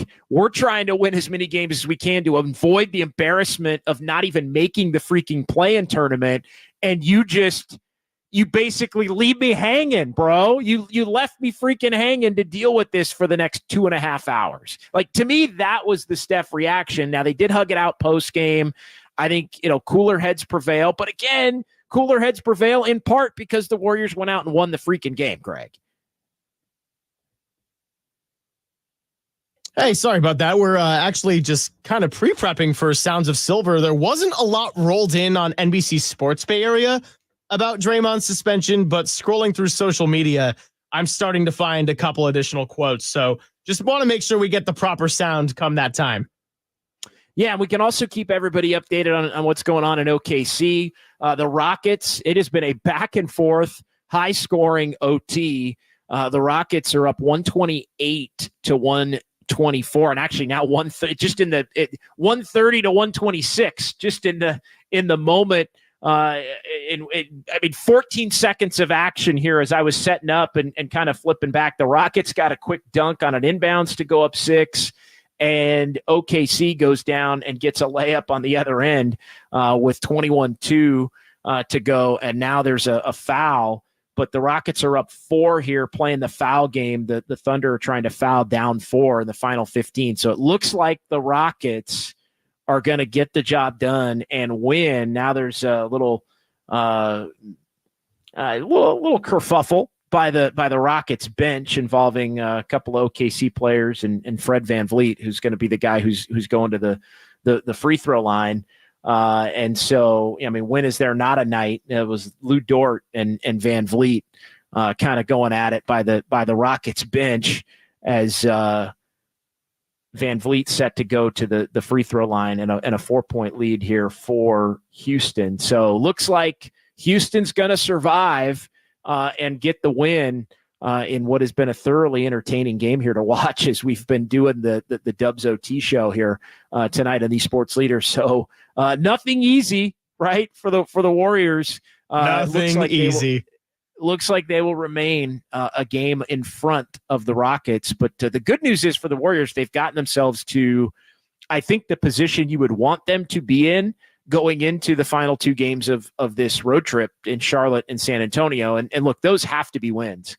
Whether Kuminga plays or doesn't play, you got to figure out a way to win. I mean, that's been kind of the under-discussed part of the show tonight, I think, in large part. With Draymond, getting ejected early, Greg, was the Warriors' ability to win this game without Kuminga and defend at a high level and come up with enough scoring. Like I don't think you're beating a lot of good scoring teams without Kuminga. And by the way, this is a Kuminga-friendly matchup that we've talked about, like the types of games where he could and should thrive. Orlando's that type of opponent, in my opinion. Yeah, I agree with that. I definitely agree with that. A lot of young players that are still trying to find their way in the league. The one thing I will say about them, and I didn't want to say this in the first portion of the show because I didn't want it to diminish the Warriors' win. I've watched them play now their last 2 home games. I watched them play the Kings on Saturday, and I've watched them play this game tonight. They are not like they're having a great year. But I look at them as I think they were the 4 seed coming in. Now they're the 5s. Like they are not. I feel like they're more a play-in team, to be honest, than a top, a top team in the East. I know they're 42 and 30 would basically have them be a play-in team. I mean, they've got the same record as SAC, Phoenix. The Lakers are going to pull within a game and a half of that. Like they're a really nice young team who's having a good year. But I mean, I would take Boston, Milwaukee, the Knicks, Cleveland, Indiana, Miami, Philly with Embiid. I mean, I would take a bunch of teams over them. Like they just can't score consistently enough. They're a good defensive team. They need some shooting. I like a lot of their talent, but they're just, I mean, I don't want to use the F word on them, Greg. I don't want to use the because they're a young team that's on the come and have a lot of talent, and I do like Banchero a lot, but I don't think Orlando is, when you think 4 or 5 seed, in the Eastern Conference, I watching them the last couple of games, like they way too sloppy, way, not enough shooting, a lot of talent, a lot of athleticism, but they need some skill and some shooting. I think, and a little more fluidity to their game as they look to improve. The Rockets have won 10 in a row. It is a final in Oklahoma City, by the way, 132 to 126. Houston wins it in overtime. They were down 5 with a minute to go in regulation. Big Jabari Smith 3-pointer. They withstand the Jalen Williams game-tying 3-pointer that forced overtime, and they outscore the Thunder. The Rockets do 132 to 126, 20 to 14 in the OT in favor of Houston. And so, the Warriors will remain 1 game up on the Rockets for the 11 seed or for the 10 seed. And the Warriors and the Rockets set to play each other coming up again a week from tomorrow. And so that's going to be a big one. And the Warriors are just going to have to keep grinding and go get the Charlotte game and go get the San Antonio game. And while the Warriors are in San Antonio, how about this? It's all interconnected, right? I just happened to notice this as I was looking through some schedules with what the Warriors have coming up. So the Rockets play tonight and just got their win in OKC. The Rockets' next game is Friday at Utah. So they go to Utah. Then they go home and play Dallas. So Dallas is in Sacramento for the next couple of days. So Dallas is going to play their game in Sacramento Friday, go to Houston, and then go back to California to play the Warriors on Tuesday. So they go Friday in Sacramento, Sunday in Houston. Dallas and Houston play each other. So Dallas plays Houston Sunday, then plays the Warriors Tuesday. Then the Warriors and the Rockets play Thursday, and then Dallas plays Dallas plays the Warriors again on Friday. So it's all interconnected. It's like a little round robin between Houston, Dallas, and the Warriors over the course of the early part of next week, beginning on Sunday with games Sunday, Tuesday, and Thursday. But the Mavs are going to end up having the same kind of travel situation that the Warriors are going to have, coming from Texas to go back to California and then go back to Texas next week with the way that the schedule ends up shaking out. Let's dig into the YouTube chat. 808 KNBR is the number.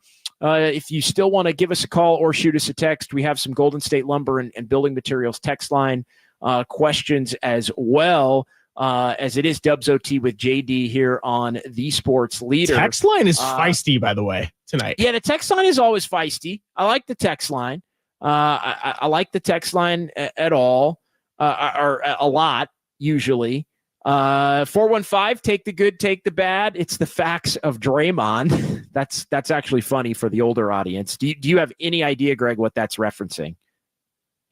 Possibly, but enlighten me. It was an old television show from like the 80s called The Facts of Life. It was basically around when I was a kid. I probably shouldn't have been watching it. Yeah, I'm too young for that. It was it was the beginning of the theme song was, you take the good, you take the bad, the facts of life. Like that was the theme. I'm not gonna don't isolate that. I'm just telling you. But anyway, that's 415. You take the good, you take the bad. It's the facts of Draymond. A little take on the old television show, The Facts of Life. So yeah, that was like borderline I wasn't around time. But let alone Greg, who, barely snuck in the pre-Y2K portion of the proceedings there. But yeah, 408 is basketball and us as a society soft. So Dre plays hard, so he got ejected again. So what? He's a winner. We need to shut up. I mean, there are a lot of people that think I that. do think that referees and what constitutes technical fouls or even common fouls these days can be a little bit ridiculous. I'm not disagreeing with that part of it, but I think the discussion, at least for tonight, is more about Draymond knows he has a shorter leash. He has kind of learned, at least seemingly, that he needs to be on the court to help his team. I mean, he even had that quote after the Suns game. What did you learn from your suspension?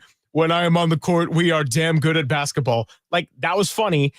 And so I think it's just, he seemed to just have, no way of pulling it back tonight and just wouldn't stop talking and got himself sent to the locker room. Like, maybe it is soft in today's game or whatever, but by the standard of whatever basketball is, you should know that that's going to constitute an ejection, like it or not, fair or not, agree or not. Yeah, I just go back to, and I've been very consistent. Like, I haven't been one of these that's I understand people who feel this way, but I have not been somebody who's really, I have not been at any point a Draymond's got to go guy, because I know how important he has been and continues to be to the Warriors' success. And so have there been times, many of them, where he's overstepped or been out of pocket, including this season? Absolutely. Can there come a point where the good that he brings no longer offsets the negative? that he also brings. Of course, I think it can be that way for everybody. Everybody has a breaking point. Everybody can become replaceable at some point. That's all fair. But I still don't think the negative of what he's brought to the table has outweighed the positives that he still brings to the table. And so that's when I will shift or whatever. But I think tonight goes in the category of he should have shut his mouth after the first technical, period. Like, there was a lot of leeway given by the officials. He had plenty of time to pick up the tech. He had plenty of time to say what he wanted to say, continue to say what he wanted to say after he picked up the tech. And then there was even probably a third little beat in there where they let him go. And then at that point, he said what he said, which you can Google it or look it up on Twitter. And then at that point, it was like, all right, you're done. Like, you're out of the game.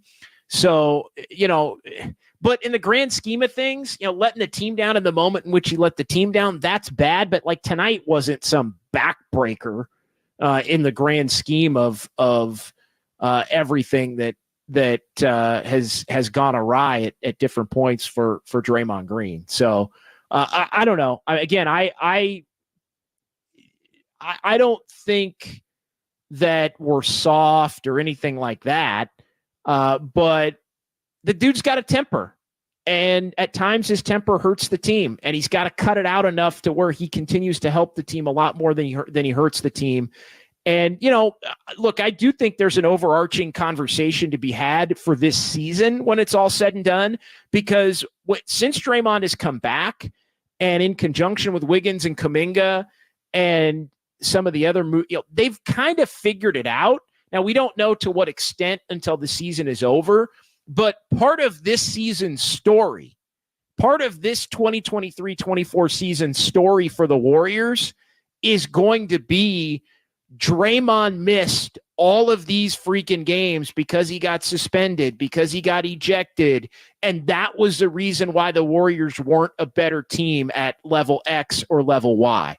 That part of it in the macro, I think, Greg, is extremely, extremely important to factor in. Like, it's not any one thing. It's when we look at the end of the year and go, Draymond missed a bunch of games, and if he hadn't missed a bunch of those games, maybe the Warriors could have been 3, 4, 5 games better. And if they had been 3, 4, 5 games better, maybe they would have been the 6 seed as opposed to the 10 seed that got knocked out in the first play-in game. Oh, yeah. I think the big picture counts for everything. I mean, in the same way that we've said it counts big for how the Warriors approach the offseason, like, how does the season end? That has a big role in it. I think, how does the season end? That has a big role for how you look at the Draymond stuff, to be honest. And I mean, like, let's not forget, in the Sacramento series, and I don't know what the Warriors would have done, but when the stomping on Sabonis incident happens, they're down 0-2. A lot of people are thinking, does Draymond have 2 to 3 more games left in a Warriors uniform? And then the Warriors come back, win that series. He's a big part of it. They play well against the Lakers for 40% of the time, and he's a big part of that. Jordan Poole is a disaster kind of the whole time. And by the end of the season, you're thinking, hey, I think if you keep Draymond and Steph and Clay around and maybe move a couple things around, this team could make another run at it. And you got rid of Jordan Poole, whereas 2 weeks before, you might have had a very different result. And again, I don't know what the front office would have done about that. But as far as kind of where the needle was tilting, just by the general fan base and the pulse of Dub Nation, didn't seem like it was a sure thing about Draymond coming back in the middle of that Sacramento series. So it all counts in the macro picture. And that applies now just as much as it did last year, and possibly even with a greater weight. Yeah, I just don't look at it as tonight was some kind of breaking point or anything like that. But again, when we dissect, and I think we're getting sooner, that moment is getting closer. It's sooner than later, the moment in which we dissect the things that went well, the things that didn't go well for the Warriors this year. And, Draymond not being available by his own doing is going to be a big part of why this team, and that's a lengthy list, why this team ultimately didn't fulfill their own expectations. All right, let's go ahead and pause here. 808 KNBR, the number. Appreciate everybody who's chimed in the YouTube chat. A lot of good text messages as well. Let's pause quickly. We will actually come back and do Sounds of Silver here on the other side. And then I promise we'll get into the YouTube chat. I've got a few bookmarked already on my end that we want to run through. Shout out to everybody who's joining us and watching. It is Dubs OT with JD, KNBR 104.5 and 680, the sports leader.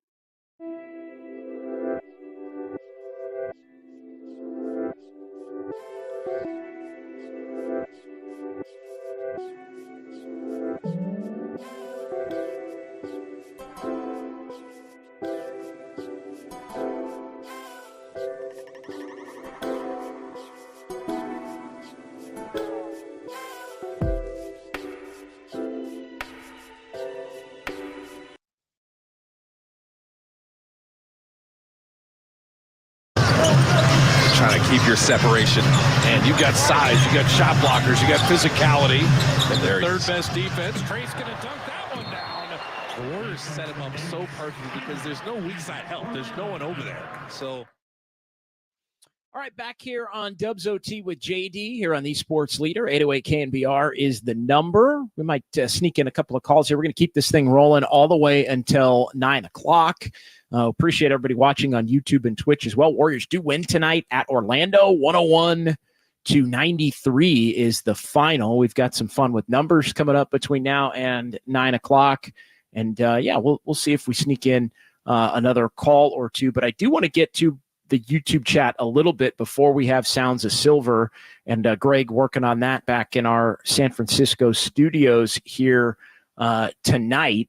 And my fams, Wiggins played free tonight. Yeah, he did. And I don't know whether that was maybe expectations go down a little bit when Draymond gets kicked out and you don't have Jonathan Kuminga, but there was and really the last two games, I thought Wiggins played pretty freely, all in all. And the Warriors needed him to do. I mean, he kind of took it over in stretches tonight. It wasn't just that he played freely. He took the game over at the top of the fourth quarter when the Warriors really needed him to. And even though Steph was on the floor, the Warriors needed to take needed him to kind of take it over and be able to, score without having Steph have to do all the work in that moment. And Wiggins really helped keep Orlando at bay there.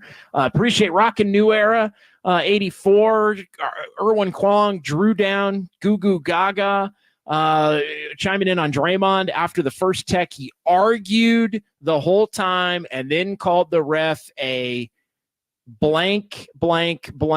Yeah, that was an ejection. Yeah, Goo Goo Gaga, you saw, and I'm not going to get into the specifics of what it was, but those in the YouTube chat, that's exactly what Draymond said. And so that will get you run. And we were saying pan over here at the studios in San Francisco, yeah, JD. Yeah, called the ref a pan. Exactly. A PAN. That will get you run. Again, after they give you a long leeway to be able to hang in the game after they give you a tech. So, Goo Goo Gaga nailed it for those that maybe hadn't seen the video of it and all of that. Andis Brown, Steph's reaction said everything. I think that's something to monitor moving forward. And I know they hugged it out tonight. Rockin' New Era, Moody breaking ankles. Moody did break some ankles tonight. Hey, Moody was kind of when he left. Aside from the 3-point shot, Moody was awesome tonight. Aside from the 3-point shot, Moody was terrific. Andis chiming in. The problem with Dre, he can't let anything go. He thinks every wrong is some grand injustice. Just let it go, man. Yeah, he just doesn't have that. He just does not have that in him. He's got the temper. He does think that he's being wronged, and he at certain times can't let it go. And who knows? I mean, only Draymond does, but who knows if Draymond was like, you know what, this is going to be a tough game for me to get through.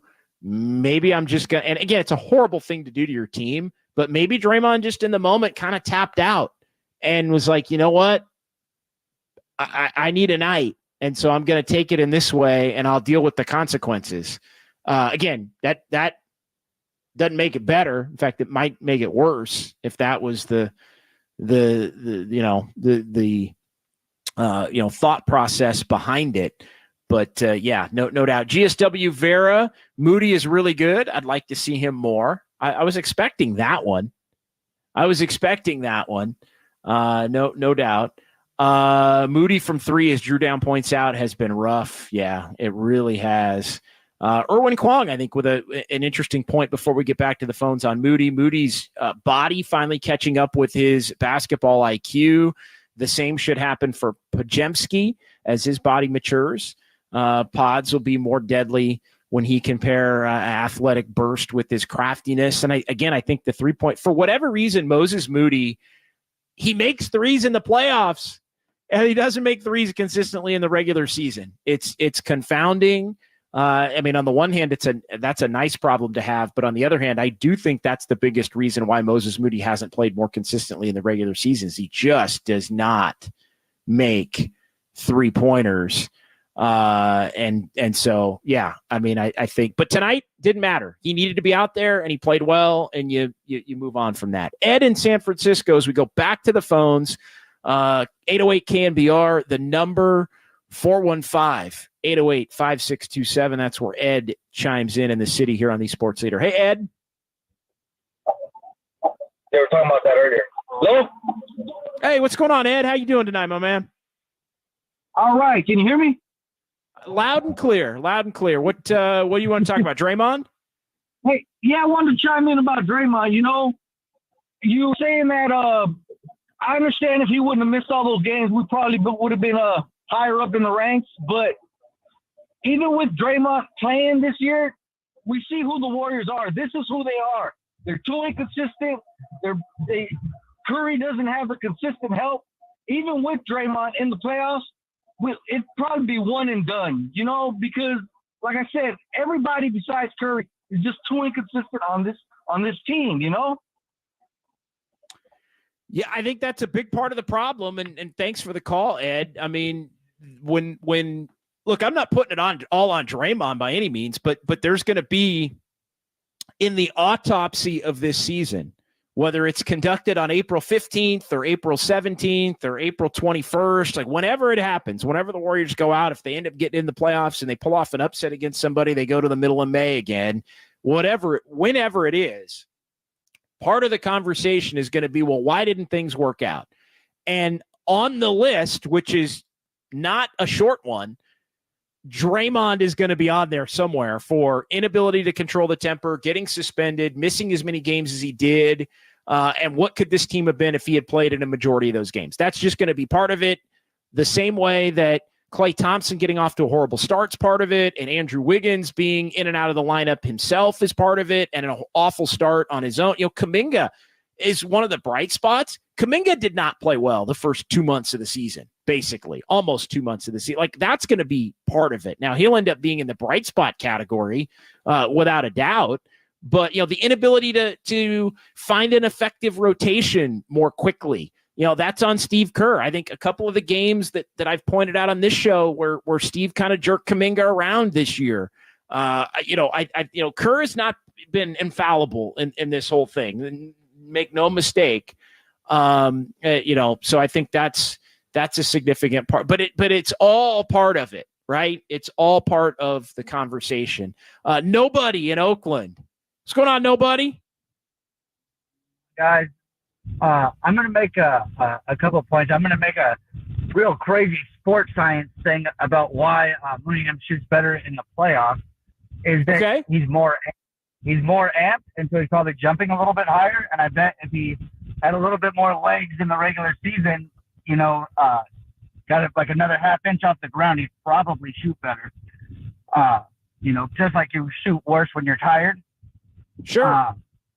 But what I want to say about Draymond is, he's got to know that he's on a short leash with those guys. Like, he has to know who he is and be able to see himself. Like, it's hard to see yourself sometimes, like in situations.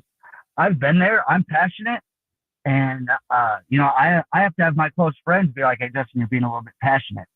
Because a lot of people would be like, oh, you're angry. And I'm like, no, I'm just passionate about, like, how I feel, but I'm open to what you think. I'm the same way. Nobody, I'll just jump in real quick. I'll let you finish. I'm the same way, man. Like, I can get out of pocket sometimes with the temper or the way maybe I'm explaining something, or if something's maybe not going right. I totally get it from that standpoint, and I'm the same way. I'll tell people, hey, tell me if I'm out of bounds, and it's all part of it's all part of trying to just be better. But you have to know. He has to know. Like I didn't get to watch any of the game. I was at work, and then I had a couple other things to do. Like what he's doing to Steph and what he's doing to his teammates. And you have to be better. But do you think that the Warriors have to come back to them and be like, look, bro, if you want to be on this team next year, our contract is going to be about games that you play. Like, if you don't meet a certain requirement, you're not going to make that money. You're going to make, you're going to sign to the vet minimum, and then all your guarantees, all your money is going to be made by you playing in games. Yeah, I think, you can't do that as far as the contract goes, because he's already guaranteed for his salary for the next couple of years, and really the next 3 years, depending upon options and all that after this year. So you can't do that. But I think the general conversation, and thanks nobody for the call. The general conversation is, I think it's already been had as far as, this cannot continue to stand. And if it does, then we're going to have to figure out a way to potentially move on. Like the Warriors, I don't think want Draymond to be, they don't want to look to trade Draymond, but I think they've explored it. I think they absolutely have explored it. Oh, especially during the time in which he was in limbo in December, and we didn't know when he was going to come back or not, and what everything was going to look like at that point in time. So I do think that conversation, I don't know how much a part of the organizational conversation with Draymond specifically will be between, at the end of the season, because I think it's already had, like the serious conversations with Draymond Green already happened in December and in January. And I think he knows, where he's at. And again, tonight was not great.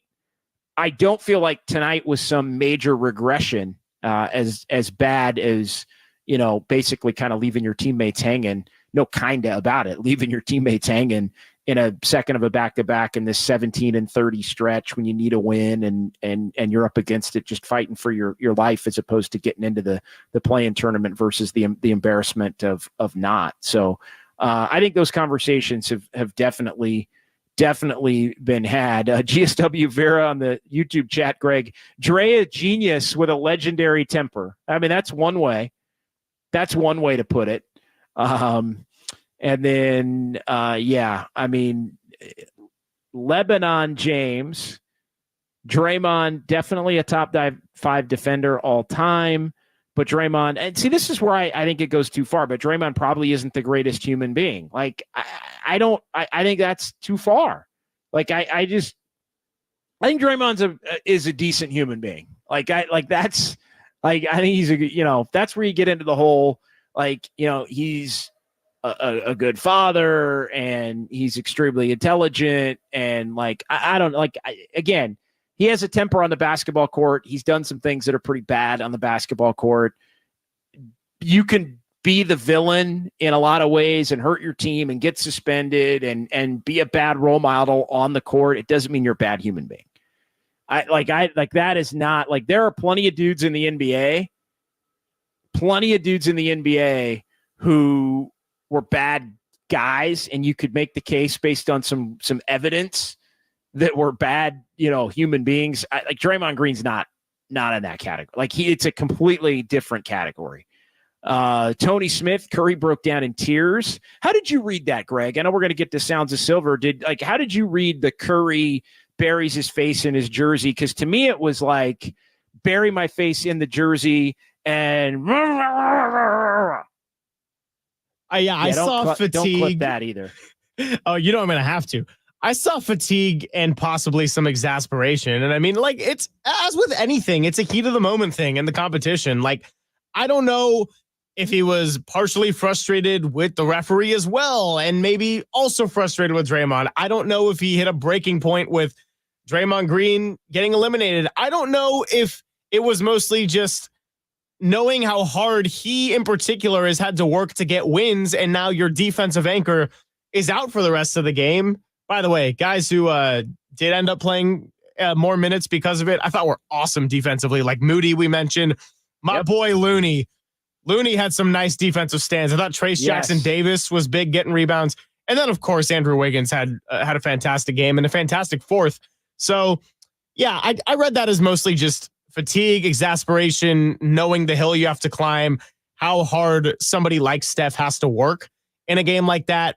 He was really emotional tonight, JD. I don't know if you've seen any of the videos that have come out because we started the show right away. But, he, after that dagger 3, kicked the chair in emotion. And then there's a video of him on the Warriors account yelling when he's walking through the tunnel. Like, Steph was passionate tonight. It takes a lot to do what he does.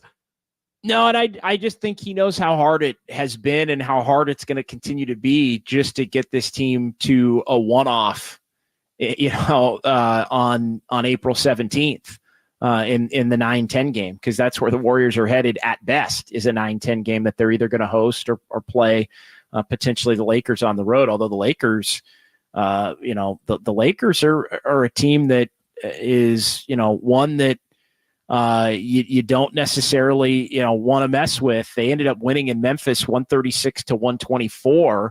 So just updating the standings here, and we'll get to Sounds of Silver. Updating the standings now, Lakers are 41-32, 9 games over 500. They've won 5 in a row. And the Lakers now are a game and a half back of Phoenix and Sacramento. The Lakers now are closer to Phoenix and Sacramento, 8-7, than they are to the Warriors. 2.5 back, 13 back of Denver, but are the Warriors, but 2.5 back are the Warriors of the Lakers. So the Lakers are now close to 8-7, and closer to 8-7 than they are to the Warriors right now. And obviously the Warriors are closer to the Rockets in 11th and being out completely than they are to the Lakers and moving up or anybody else. But yeah, the ceiling for the Warriors now is 9, but even 9 is getting tough. It's almost. Do we want down them to play at home anyway?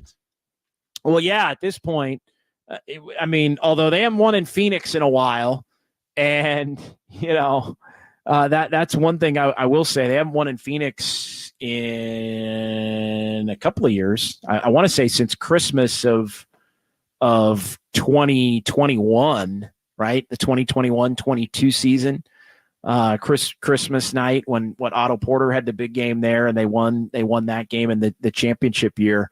I think they lost both games the following year, both games this year in Phoenix. But overall they have been better, obviously on the road as compared to they've been at home. All right, what do we got as far as Sounds of Silver tonight? And then we'll do some YouTube chat. We are going to keep this thing going until about 8:55. And we do appreciate everybody who's joined the conversation. Suns, by the way, have a lead on the Nuggets, 59-52, trying to win at Denver for the second time in about a month. The Suns went in there and won a game earlier this year. So Nuggets at the top of the West, but Minnesota and OKC still right within striking distance. What do we got tonight, Sounds of Silver? Well, we are going to wash it down at the end with the Steph Curry locker room cuts coming via Anthony Slater. But we'll start it, as we usually do, with the head coach at the podium, and he talks about Draymond's ejection. Like I said a little bit earlier in the show, very strangely, not a lot of Draymond talk from reporters who asked the questions tonight. Maybe they just know the answers that they're going to expect. Still, I found it a little bit odd, but this was one where it at least did come up, and Steve Kerr just said he kind of deserved the ejection, but he liked the way the team stepped up. Here's 25 seconds of your head coach. Yeah, too bad. It was unfortunate. He deserved it. He'll bounce back. I'm just proud of the guys for stepping up. Moses came off the bench. Had a big game for us. Guy made a big 3. Gary was fantastic. So we had guys step up, and that's what it takes. That is what it takes. And how about shout out Steve Kerr for shouting out Guy Santos. Look at Guy Santos making an impact on the game tonight in his 5 minutes. We had he Marcus was somebody Thompson. That he wasn't going to play. He wasn't going to play tonight. I'll say that. He wasn't going to play tonight if Draymond doesn't get ejected. And then he ended up hitting a 3. We had Marcus Thompson of The Athletic filling in for Tom Tolbert today. And I was, cutting some sound and getting everything set up when their show was going on. And they found out about the ejection. And Marcus just goes, we're about to get a lot of Guy Santos. Yes. I can imagine Marcus saying that in Marcus tone, and Marcus is the best. Love Marcus Thompson. By the way, and you had I think forwarded this to me, and I had also had it drop into my box, my email box here. The pool report from the game on the ejection. Anytime there's any kind of incident involving an ejection or anything with the officials, reporters on hand can request a pool report. There was a pool report. So ironic that it's called pool report, by the way. Yes, the pool report, the Jordan pool report on Draymond and the incident there. Jason Beatty of the Orlando Sentinel was the local reporter. It's usually a home reporter that'll go in to get a couple of questions of clarification to the officials, basically. And so Jason Beatty of the Orlando Sentinel went in and spoke with crew chief Mitchell Irvin following the game. And here is the Q&A question. Draymond Green was ejected at the 8:24 mark of the first quarter. Why did Green receive a second technical foul? Irvin, after a prolonged diatribe, Green directed egregious, profane language towards a game official. Question. So there you go. That's answer number one. Question two. The ejection came early in the game, less than 4 minutes in. Was the timing of the second technical considered at all before it was handed out? Irvin, the official, says no. His actions met the standard for a technical foul, which was his second technical foul, which results in an automatic ejection. I don't think there's anything to quibble with those first two. I mean, there was enough time that went by between the two. And if you look at the video of what Draymond said, see you later. You can't do that or say that. And then the third question was, and I think this is a good and fair question, did the player's history have any impact on the decision to hand him a technical foul and eject him? Irvin, absolutely not. So there you go. And again, I don't quibble with that one either, Greg. I don't know where you are on that, but I think, if anything, I think because of Draymond's most recent suspension, I kind of feel like in some ways the officials have given him a little more leeway, believe it or not, because there was such a huge discussion about prior bad acts. And I do know that was something that Draymond, maybe didn't necessarily agree with, that the prior bad acts should be, basically leading to, exponentially greater punishment for each act.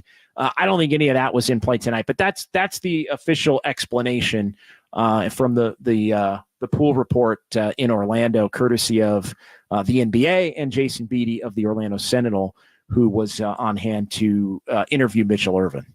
Yeah, and by the way, there's been a couple other referee incidents tonight. We had Kelly Oubre going around at the end of the Sixers game against the Clippers. There was a no call that Sixers did not like, so Kelly Oubre was going around pointing to each ref saying, "You're a B, you're a B," and then Dylan Brooks, another usual suspect, Jabari Smith was on the ground just after falling down on a routine play, and Josh Giddey and Brooks went to both help him up, and Brooks just shoved Giddey out of the way as he was reaching out his hand, and he got a technical for it. So all around pretty feisty tonight, as far as, agree with the text or not. It's a circus out there. Here's the other email in my inbox from the NBA, right on cue. Pool report on the final 8.8 seconds of the LA Clippers at Philadelphia 76ers game. So there you go. That one needed a pool report as well. We will not read that pool report, but maybe off the air, I can forward that one to you. What else do we have as far as sounds of silver? Are we gonna have to? Do we need to take a break and then come back? I know we're kind of jibber jabbering here. No, we'll get through them. Okay, let's keep going as far as our remaining sounds of silver. Warriors win tonight, 101-93. And what's next? One more from Steve Kerr. He just said that he didn't think there were any grand adjustments made tonight. He was just proud of the guys playing hard. So want to share about 30 seconds of what he had to say on that matter. Guys, there was no adjustment. Guys are just playing really, really hard. Competing really well. We're doing a good job of taking care of the ball and defending without fouling. Although tonight we got in some early fouls, foul trouble. But for the most part, we're giving ourselves a chance to win by rebounding well, taking care of the ball, and defending really, really hard, and just trying to find enough points to win. Yeah, I mean that's all you can do. I think that's been the most pronounced difference. I think home and away. We've gotten into the home and away discussion a lot with the Warriors. I just think they've been feistier on the road. They've just been more energetic on the road. I think they've been more focused on the road. I just think I don't know. I just think. I hate saying effort, but I just think the effort has more consistently been there on the road. Why? Maybe because they think they can't win without it, and they were so embarrassed by the way last year played out. And at home, they feel like they're still, a little bit of a let up. I think teams naturally let up at home. They think they have more of a margin for error. The Warriors have proven they don't have that margin for error at all, this season. But on the road, it's just been much more Warrior-like and Warrior-looking as to the intensity and focus that they've brought on a nightly basis. Yeah, no doubt about it. And the reason that it's so apparent is because we saw the same thing in reverse last year. So it's like, I've kind of seen this movie before. And you're seeing it again, just in the complete opposite way this year. But yeah, more focused, more locked in, better execution. I think fourth quarter offensive execution is the area that is the most striking to me. Like the way they finished the Lakers game, the way they were able to finish tonight offensively and make up for it when it was looking a little scary there for a moment. So, I hear you on that. Let's do a cut from Trayce Jackson-Davis. And this really here is just 15 seconds. It is the Stephen Curry appreciation cut because TJD is essentially saying what he's able to do at the age of 36 is crazy, and I think we should all feel it too. He had energy, he was engaged, and then when he gets to that level, I've seen it a few times this year, but obviously when you're in crunch time, when we're at the end of the season and we're trying to win every game, fight and scratch, and so seeing him do it now at 36 is crazy. Yeah, that is pretty insane. I mean, I couldn't have said it any better myself, and I'm kind of paid to say things, and I'm sort of at a loss, Greg. Well done, TJD. Yeah, I'm turning into Kendrick Perkins. Moses Moody had also a nice cut talking about Steph Curry and the way he really stepped up in the fourth too. So, but we are going to move along because we got a couple more sounds to play, and these are the Anthony Slater cuts. From his phone in the Warriors locker room, both from Stephen Curry.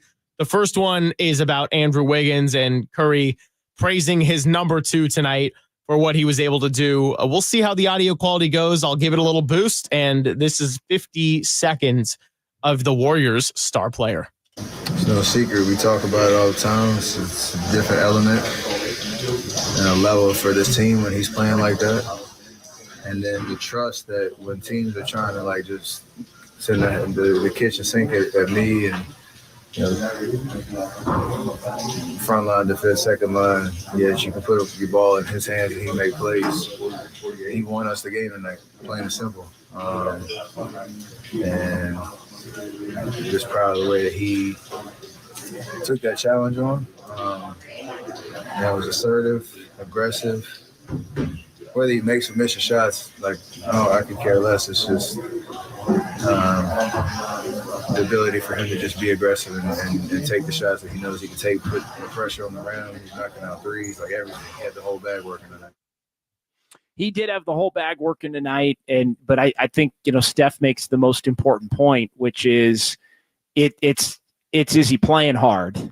I mean, let's be honest. It's just there are nights where it looks like he's going harder than other nights, and I think that's the thing that's so confounding about Andrew Wiggins is he plays at a level on certain nights that make you angry when you watch him play on the other nights. And I know we probably don't have the full picture as to all of the reasons why, but to be honest, this was something that was going on in his career. I mean, I almost throw out the personal issue when it comes to this because, and you and I have both, defended it and supported his privacy on that, because this is just, does Wiggins have it tonight or not conversation was independent and predates his time even with the Warriors, let alone his time over the last year where he's been dealing with this personal issue. So, I think you can almost throw that out. I mean, it's been, does Wiggins have it tonight or not? And I think there are nights where it just looks like he doesn't, and others where it looks like he does, and it makes you wonder why. And, I think that's something that obviously can be pretty frustrating for teammates. Yeah, no, I don't think that's unfair to say, because Wiggins sort of had times in Minnesota when he wasn't dealing with anything off the court knowingly, where people sometimes questioned his effort and living up to the number one pick status. And so, yeah, of course I will support him on the personal issue front. That's not going to change, but it is fair to criticize seeming like he has it or not sometimes. And when he has it, it's awesome, and he makes a huge difference for the Warriors, and his skill set and the position he plays is exactly what the Warriors need. But when it's absent, or when it's half there, or 62% there, or 42% there, it is a stark difference of what this team's ceiling is.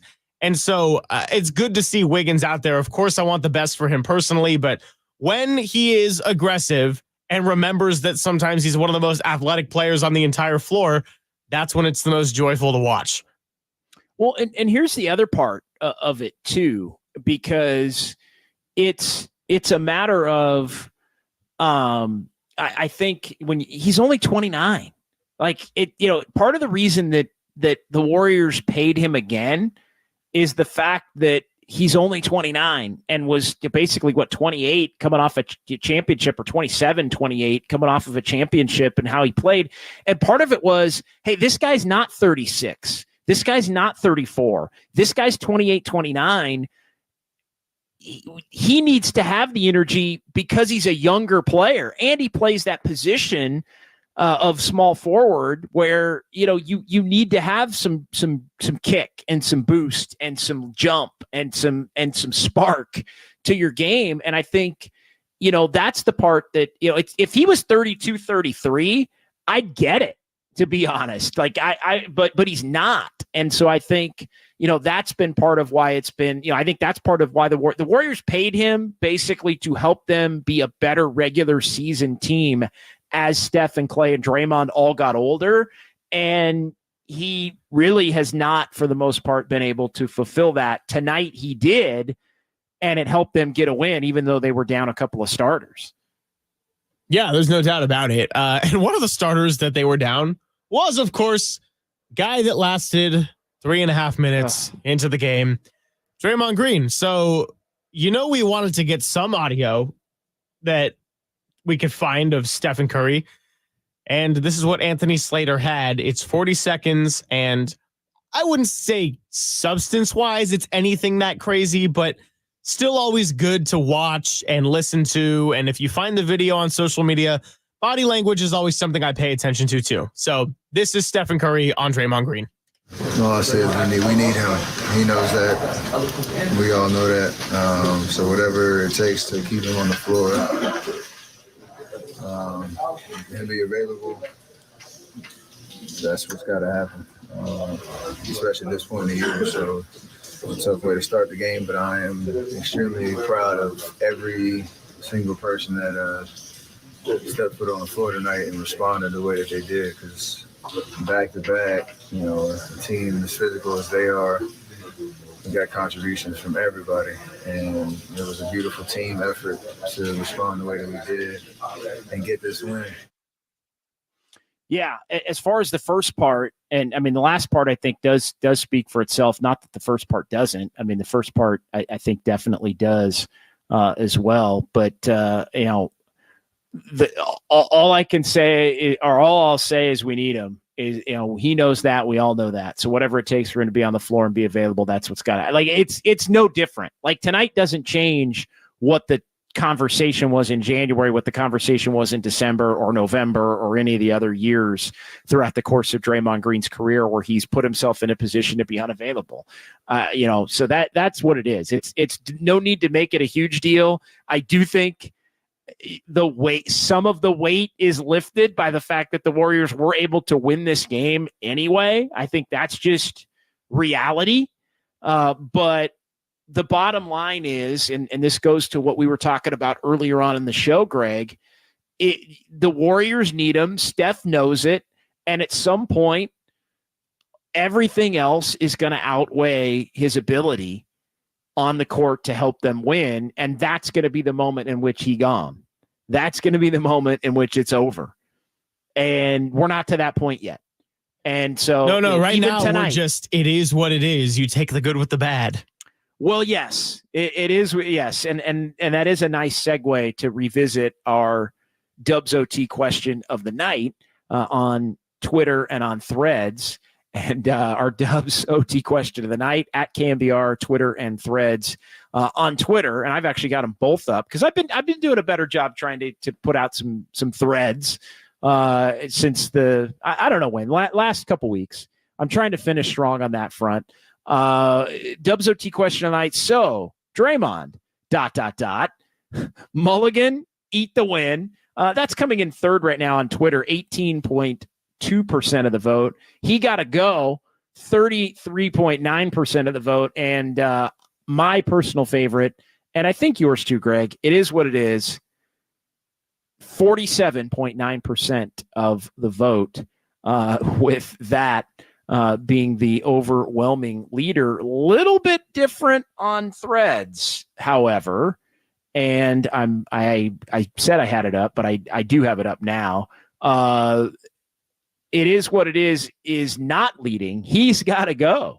Believe it or not, is leading on Threads, 43% of the vote. It is what it is now, 40% of the vote. Mulligan, eat the win, 17% of the vote. So a higher percentage of eat the win, Mulligan, eat the win, but he's got to go, is the leader, 43-40 on Threads. So how about the reply we got on Threads as well? We had a reply. I missed the reply. I can't. Okay, what was the reply? It was an image that was like a old-fashioned PC funny. Computer error type of image. That's funny. And it says, warning, you are running out of it is what it is. Are you sure you want to continue? And your options are yes, no, help. Yeah. I knew we were burning one. I knew we were burning one of the final ones that we had. And I still okayed it during the break to make it the question of the night. So, all right, final segment is coming up. That is Sounds of Silver. Wonderful job, as always, by the great Greg Silver. Let's go ahead and pause here. We'll come back. We got a short segment. We'll wrap up everything that went on in the NBA tonight. We'll get some final comments from the YouTube chat, and we'll get you set up for Friday.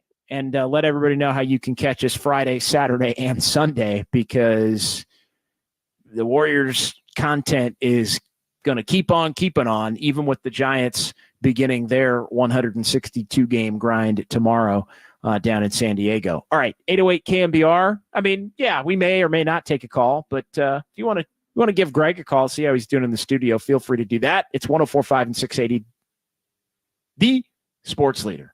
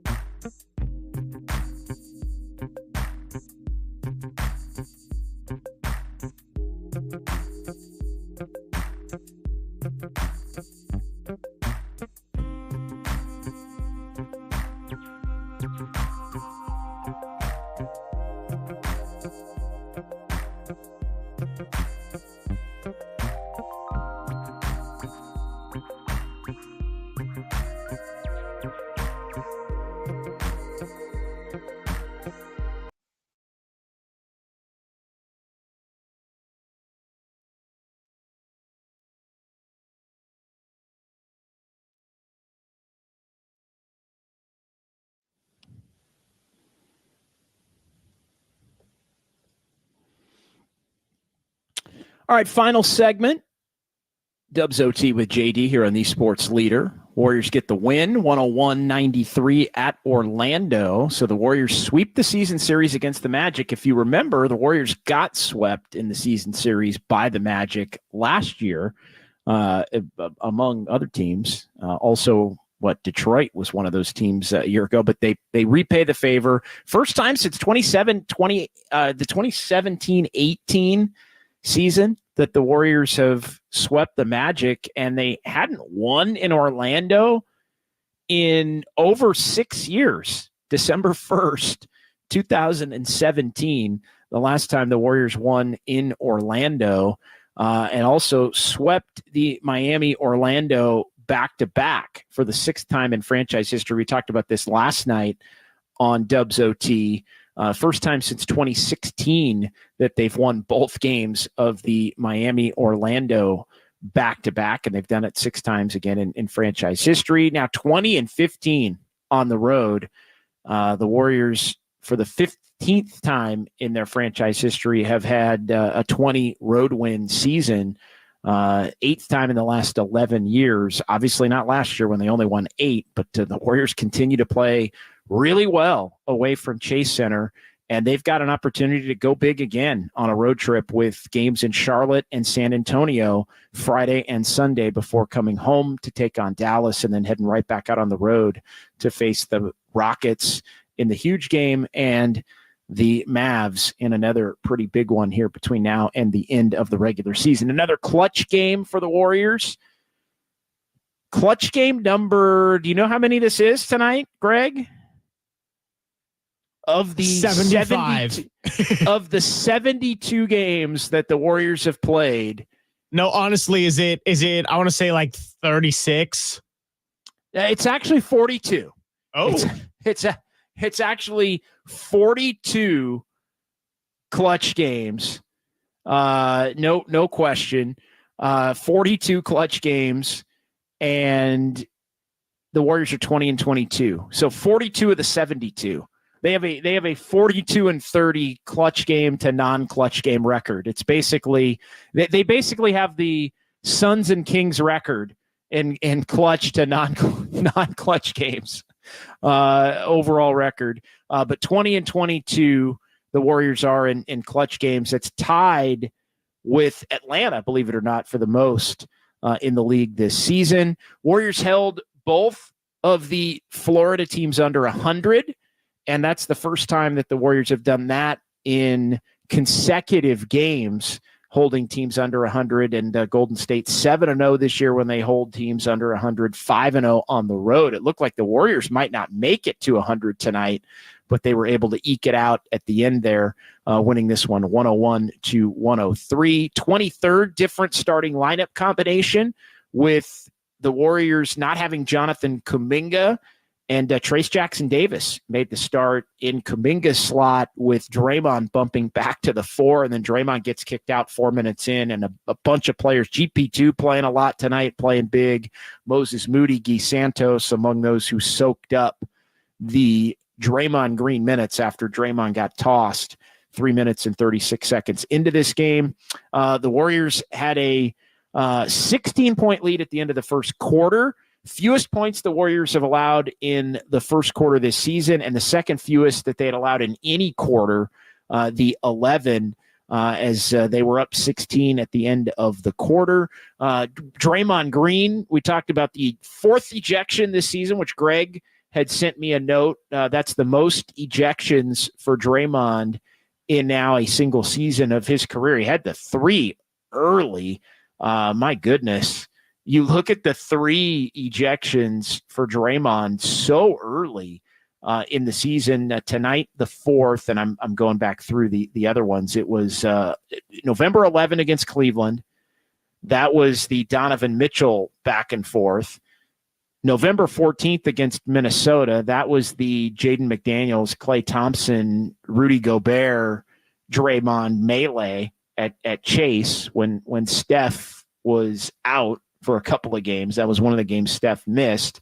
And then the 12th of December at Phoenix with the Yusuf Nurkic incident that led to the prolonged suspension, where he did not play again until January the 15th. Also the 10th technical of the season for the Warriors. And a couple of people were wondering what's the best quarter that the Warriors have had defensively this season. It was the 9 points going back 3 weeks ago tonight. The Warriors held the Bucks to 9 points at Chase, and they had that huge fourth quarter, ended up blowing the Bucks out by 35. And so that among the notables for the Warriors. Tonight, Steph Curry, 7th double-double of the season. 4th point assist double-double for Steph, 17 points, 10 assists. Andrew Wiggins led the way, 23 points. It was the 10th time that Wiggins has had 20 or more in a game, and Trayce Jackson-Davis' sixth start of his career. Career high 33 minutes, and one short of his career high in terms of rebounding. 14 tonight, career high of 15. It's the seventh game with double-digit rebounds for Trayce Jackson-Davis. He has been a machine when he's been out there. Big nod to GP2, 10 points and 5 of 5 shooting to get those 10 points. And that was obviously key. And we gave Moses Moody the nod earlier as well. He had 12 for the Warriors. Final couple of minutes here. No Jonathan Kuminga. And I wanted to mention this a little earlier, but didn't get to it. The Warriors winning without Kuminga. Just the second game Kuminga's missed this year. He has been Mr. Durable in terms of being able to be out there on a night in, night out basis. October 30th, which was the third game of the season, I think, third or fourth game of the season for the Warriors, October 30th, and in New Orleans. Actually, the fourth game of the season, I guess that would have been in New Orleans. The Warriors 2-0 in the games on the road that Kuminga has missed, but that's obviously insignificant. The bigger point is that he's played in 70 of 72 games. Final thoughts to you, Greg Silver. Just the usual. Just a thank you to everybody for tuning in on this long one. Erwin, appreciate the nod. I mean, every win counts for something for the Warriors here. Like, we're doing all these shows, we're tuning into all these shows, and we hope that the season can go as long as it does. So for them to get a couple back-to-back against two solid Florida teams, I mean, that counts when you consider some of the ones they've really let slip away. So they got to win these next two, and then they got a bunch of really important games coming up, the Dallas games, a Lakers game in there, and then, of course, the game in Houston. So we're going to have a lot to discuss on all these shows coming up, and can't wait to do it. This was a good 3 hours, starting all the way back at the pre-Dubs OT, right around 5:55 today. So been a full 3 hours, and love to do it. Yeah, really appreciate everybody in the YouTube chat, from Andis Brown to Erwin Kwong to Silicon Valley Man, Goo Goo Gaga, YK, GSW Vera. I mean, all of the, we had San Jose Jazz fan in there early, Silicon Valley Man, Douglas Mikes, Frank Kim. I mean, there's some people there's some names tonight that we hadn't seen in a little bit that have popped back in tonight as well over the course of this program, which we, good 2.5 plus hours. A lot of good calls tonight too. Of Dubs OT, and a lot of really good calls tonight as well. And we really appreciate that. We will be back on Friday, and that's going to be a YouTube only, Twitch, and the Twitter stream right about 6:15 or 6:30. Again, we'll probably go for an hour to 90 minutes. We'll see how it rolls. At that point, but that's going to be YouTube only. We'll make sure we tweet it out. We'll make sure we get the links to you as the Giants are going to obviously be back in action and playing at that time. But we will have Dubs OT for you on Friday. We're back on the radio with just Dubs on Saturday with the Giants playing at night. So 10 a.m. until noon, a more extended conversation. Everything we do on the air is on YouTube, Twitch, and the Twitter stream as well. Jimbo, thank you. Great show, boys, says Jimbo. Thanks to everybody in the YouTube chat. And then we're back on the radio as well on Sunday for Dubs OT here on KNBR, the sports leader. And things are just off and rolling. April is a fun time. And baseball season is upon us. So for Greg and anybody else we need to thank helping you out tonight, Greg, or is it just all you just want to take all the big thank you to Casey Copeland and Ryan McCarthy for all the sound cutting they did tonight. All right, Ryan and Casey, big thanks to you. For Greg, I'm JD.